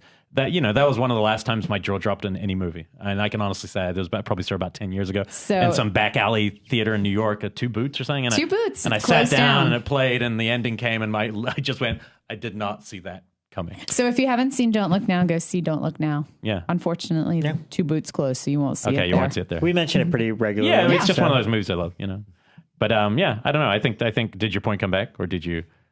It's gone. It's forever. just gone. That point's gone forever. Well, so I'll ask Rob, jaw-dropping moment. Oh God, I don't like being put on the spot. Yeah, like that. Jaw-dropping. I don't know. Get back to me. The ending of Psycho 2 must have been when the first time you saw it. Yeah, I don't know. That didn't. I'm still a me. huge fan of the shovel hit at the end of That's that what movie. I'm saying. I think that was one of the great endings in a movie. Yeah, it's not jaw dropping though. That makes me just like laugh. Yeah. Because it's just like it's not shocking. You're right. It's just it's earned. It's filmed from. I remember that it's filmed from a bird's eye perspective. Yeah, high angle, and that's kind of hilarious because it's rather amusing the way I love that 2 done. and 3 are so Hitchcockian. I just love that they're just almost aping something there. And actually, all the I just read somebody's review of it, just saying like the amount of acting that Perkins does in his face, like the 5 seconds before it happens, which is great because he already like sort of poisoned her. Like he poisoned her and he hits her shoulder. So the expression on his face where he's just like kind of waiting, like, all right, I better do this. Well, I think that we don't have enough special circumstances to have truly memorable movie moments, because for the one thing, we're buried in detail, and you can find out spoilers at will, and it's very hard to insulate yourself from this stuff. But when I saw Blair Witch for the first time, I had heard vague stuff about it, but a friend of mine came up to me and he gave me a videotape of it before it came out. Now, the videotape, which I still own, the videotape was about a 3rd or 4th generation dupe of Blair Witch, so it was even more distressed, and it was even weirder to try to figure out what was going on. And to me, that was the ideal circumstance to see that movie. Yeah, it would look like by the time I got it, it looked like horribly distressed VHS. Yeah, that's cool. In spite of what they had already imposed upon the images when they shot them. To watch, I don't want to see that in digital clarity. I have enough depth, thank you. It does seem like one of those movies would benefit of seeing it like that, seeing it home by yourself on a TV rather than seeing it on a multiplex. I saw a screening of Exorcist 2, The Heretic, in a movie theater that was air-conditioned by Swamp Box coolers on the roof. During the screening, one of the pumps fell off into the water and shorted out the entire theater, which then filled with smoke. Oh, wow. And so John Borman strikes again. Right in the middle of the movie, the doors open. There's people like smoking cigarettes in the exits, and stuff like that, waiting for the movie to come back on. And I'm going, that was so surreal. Yeah. That I have to see the rest of this, And then it gets weirder. Yeah, to my distress. Yeah, one of the weirdest. Well, no, Borman redeemed himself, though. I'm a huge Excalibur fan. So. He's great delivering. And you watch Excalibur now, and you go, oh man, I remember pre-CGI movies. Oh yeah. And that was the last big dividing line for films. too, that we have now contemporaneously is pre-CGI movies and post-CGI movies. It's one of the things that I think that everybody thinks that Carpenter's The Thing is the classic that it is now, because it's like the last gasp of practical effects in movies is that movie. Yeah. Yeah. And again, we were talking about that last week. It's just amazing how poorly received it was when it came out, compared to the fact that now it's like in every, I was at the screening of it with Carpenter and Mick Garris and Harlan Ellison at the Pacific Theater about a week before it came out, or 2 weeks before it came out, because then they did a public screening at the same theater. I remember because Elvira was the host. Mm-hmm. This wasn't that screening. This was an invite-only thing that was in the early evening or the middle of the afternoon. And the reaction to it was somewhat different than you would expect now, especially from aficionados and Fangoria readers. Why? I don't get it. I don't get why that is. Do you agree with us that it's a classic now? I'm hesitant to use the word classic for more modern movies, but I'd say so. Sure, it's one of my favorite monster movies. Mm-hmm. Yeah. Okay, but did you feel that way when you saw it? No. Really? And I think that takes time to settle in. It's very easy to say that about a movie like Dawn of the Dead now, or The Thing, where it's a classic in retrospect. I think that you need time for this to kind of percolate in your brain so you can decide that it's worthy of holding up the mantle of being a classic. Right. But you must have thought it was. Did you think it was a good film when you watched it? I thought it was a compelling film, and I said the one thing that you need to say with films like this, which is like, I want to see it again. Yeah, interesting. Yeah, no, because I mean, when Mick was on last week, he was saying like, no, I mean, like critic wise, nobody liked The Thing. It was a bomb. Nobody liked American Werewolf in London. Like nobody got those movies, and I'm like, but didn't you think it was genius? Yeah, it was so different, at least to me. I have a different perspective, but you have to be careful with your opinion about films like that when they're new, because you're surrounded by people who will not support that opinion. Mm-hmm. It becomes a classic in retrospect, and it just needs less time now to become a classic. There are too many instant classics now, for one thing, and I think that it has the same as. I think about Dawn of the Dead. These things have withstood the test of time, despite the oversaturation, despite everybody upping the ante on it. Mm-hmm. You cannot make an original in that vein. You can only copy an original in that vein. And I think I'm trying to think of some other examples that have come up since then, and I can only come up with movies that came out in 1982. But now you'll see reviews for new movies that got all the hallmarks of a cult classic, and you're just like, really? Like already? And you said this will be gone in 6 months. Yeah. Nobody will have heard of it. Yeah, well, the cult classic has become like a very desirable marketing scheme because they want it to become a cult thing, because you tell one person and they tell one person and they do all of your marketing for you. Yeah. So they will actually call things cult before they actually are. Like, I remember that was the big thing with Scott Pilgrim, is they kept saying, instant cult film. Go tell your friends. Well, they're still playing it every midnight at New Bev. Mm-hmm. I think they're trying to propagate that cult. Yeah. I don't think you can intentionally make a cult film. No, you can't. No. But they attempt to market them like that. Mm-hmm. So it's an interesting thing, because cult films, when we saw them kind of born in the 1970s. Well, El Topo, and then Eraserhead and John Water. There's that little string of midnight Kenneth movies. Anger films. Yeah, well, they just played for so long. Viva la Muerta, The Devils. Sallow. Yeah. But those were they were also culty because they were hard to see. Yeah, that's another kind of cult. Yeah, they're different, varying degrees. Well, and then there's also some people who say that a cult film is one that is created one way and then is reborn another, and that's where the cult comes in, like Rocky Horror or Reefer Madness was one of the original ones. Repo's one of the only modern ones I can think of. I mean, Repo's certainly got its own cult. No, but we're still doing it with I know when I was in New York, there was a definite thing in the gay community with them kind of propagating Golden Girls, which, it was created. This is the TV show about the four old women. I was just about to say, what kind of podcast is this? You're bringing Golden Girls into this at a 3-hour mark of a show. This is horrifying. Or Showgirls being reborn under a different light, and that is what it takes. Well, I think in a sense film. it's the coolest thing ever, because it's like somebody going, you didn't want it, but we do. Yeah. Like somebody, showgirls out there, no one wants it. No, we want it. And then these group of people just champion this thing. I don't care for that particular one, but I do love that idea. I love where that comes from. The original one for that was Reefer Madness, because Reefer Madness was made in the 30s as, one of these like cautionary tales where they're actually just trying to be salacious and exploitive, but they had to do it under this era of education. And then it was actually the normal people, the people for marijuana rights, who started showing it again. I think it was in like the early 70s. College campuses. Yeah. And they started doing screenings of it on college campuses to support the cause, but they were screening it as a joke. And that's when it really started getting It was Reefer Madness. It was a double bill of Reefer Madness and marijuana, cocaine feeds and marijuana weed with roots in hell.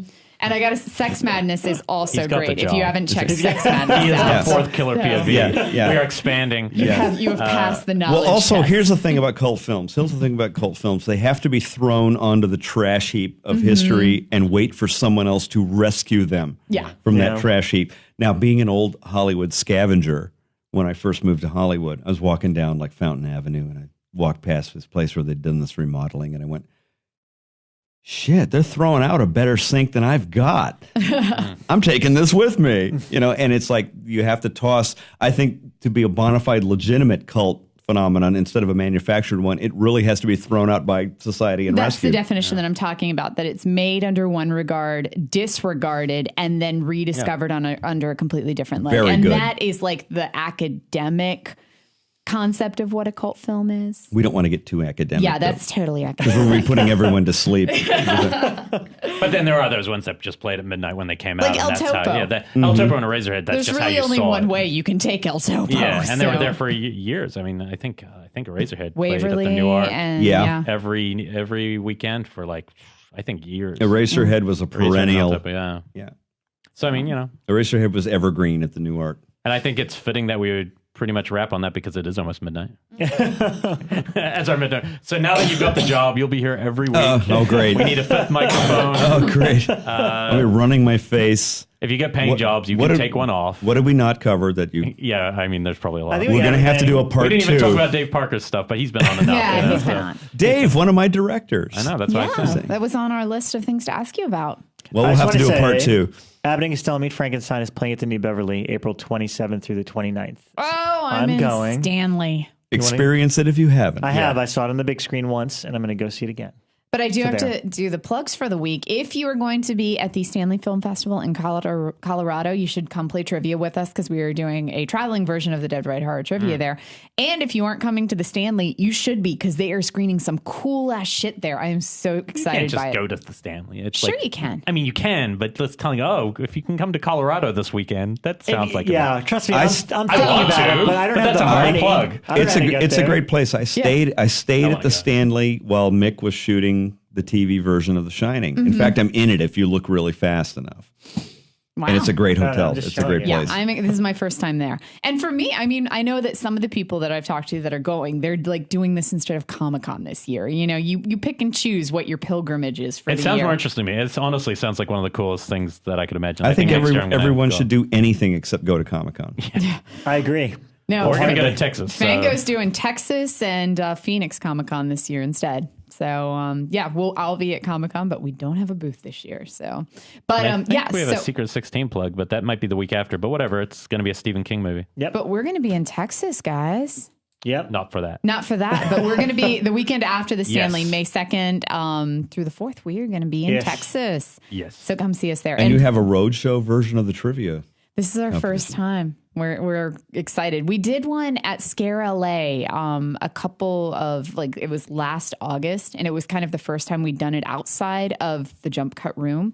And I'm assuming the microphones are off now. I'm just No, but this is kind of our first time doing it for a big audience. Well, we can say we were there in the beginning. You were there for the first, so yeah. But we'll continue our blog. Oh, you more? Vote for us in the Rondo Awards. Only a couple of weeks left to vote. Yeah. If you survived May 1st to right now, if you're listening to this and you listen to our debate show, then you have probably already voted for us. So thank you for that. You're probably asking yourself, what the fuck are they talking But do remember, we don't have a machine listening. behind us, and that's the hard thing for when you're getting doing the these word kind out. of things and you're more of an independent show like this. It's not like we have anyone like a major magazine, like, and Rue Morgue's great and those kind of magazines, but when they plug out to people, they're going to hit 10, 20,000 people. So when they ask people to vote, they're going to have a lot. So just keep that in mind if you're kind of like, they'll win anyway. Don't take that for granted. If you want us to win, vote. Give us we might win. Yes. And if we don't, it'll still be cool. And Show if you some have love. voted, thank you very much. We appreciate it. It might keep us on the air longer. You never know. These things all help, I love throwing in the threat of imminent doom. Are you threatening our Hey, that's listeners? how George Bush won. I'm just Wow. And on that note, I think it's a night, guys. Thank you, guys. David Thanks, Dave, Schow, for for coming coming down. Thanks, Yes. thanks a bunch. See you next week.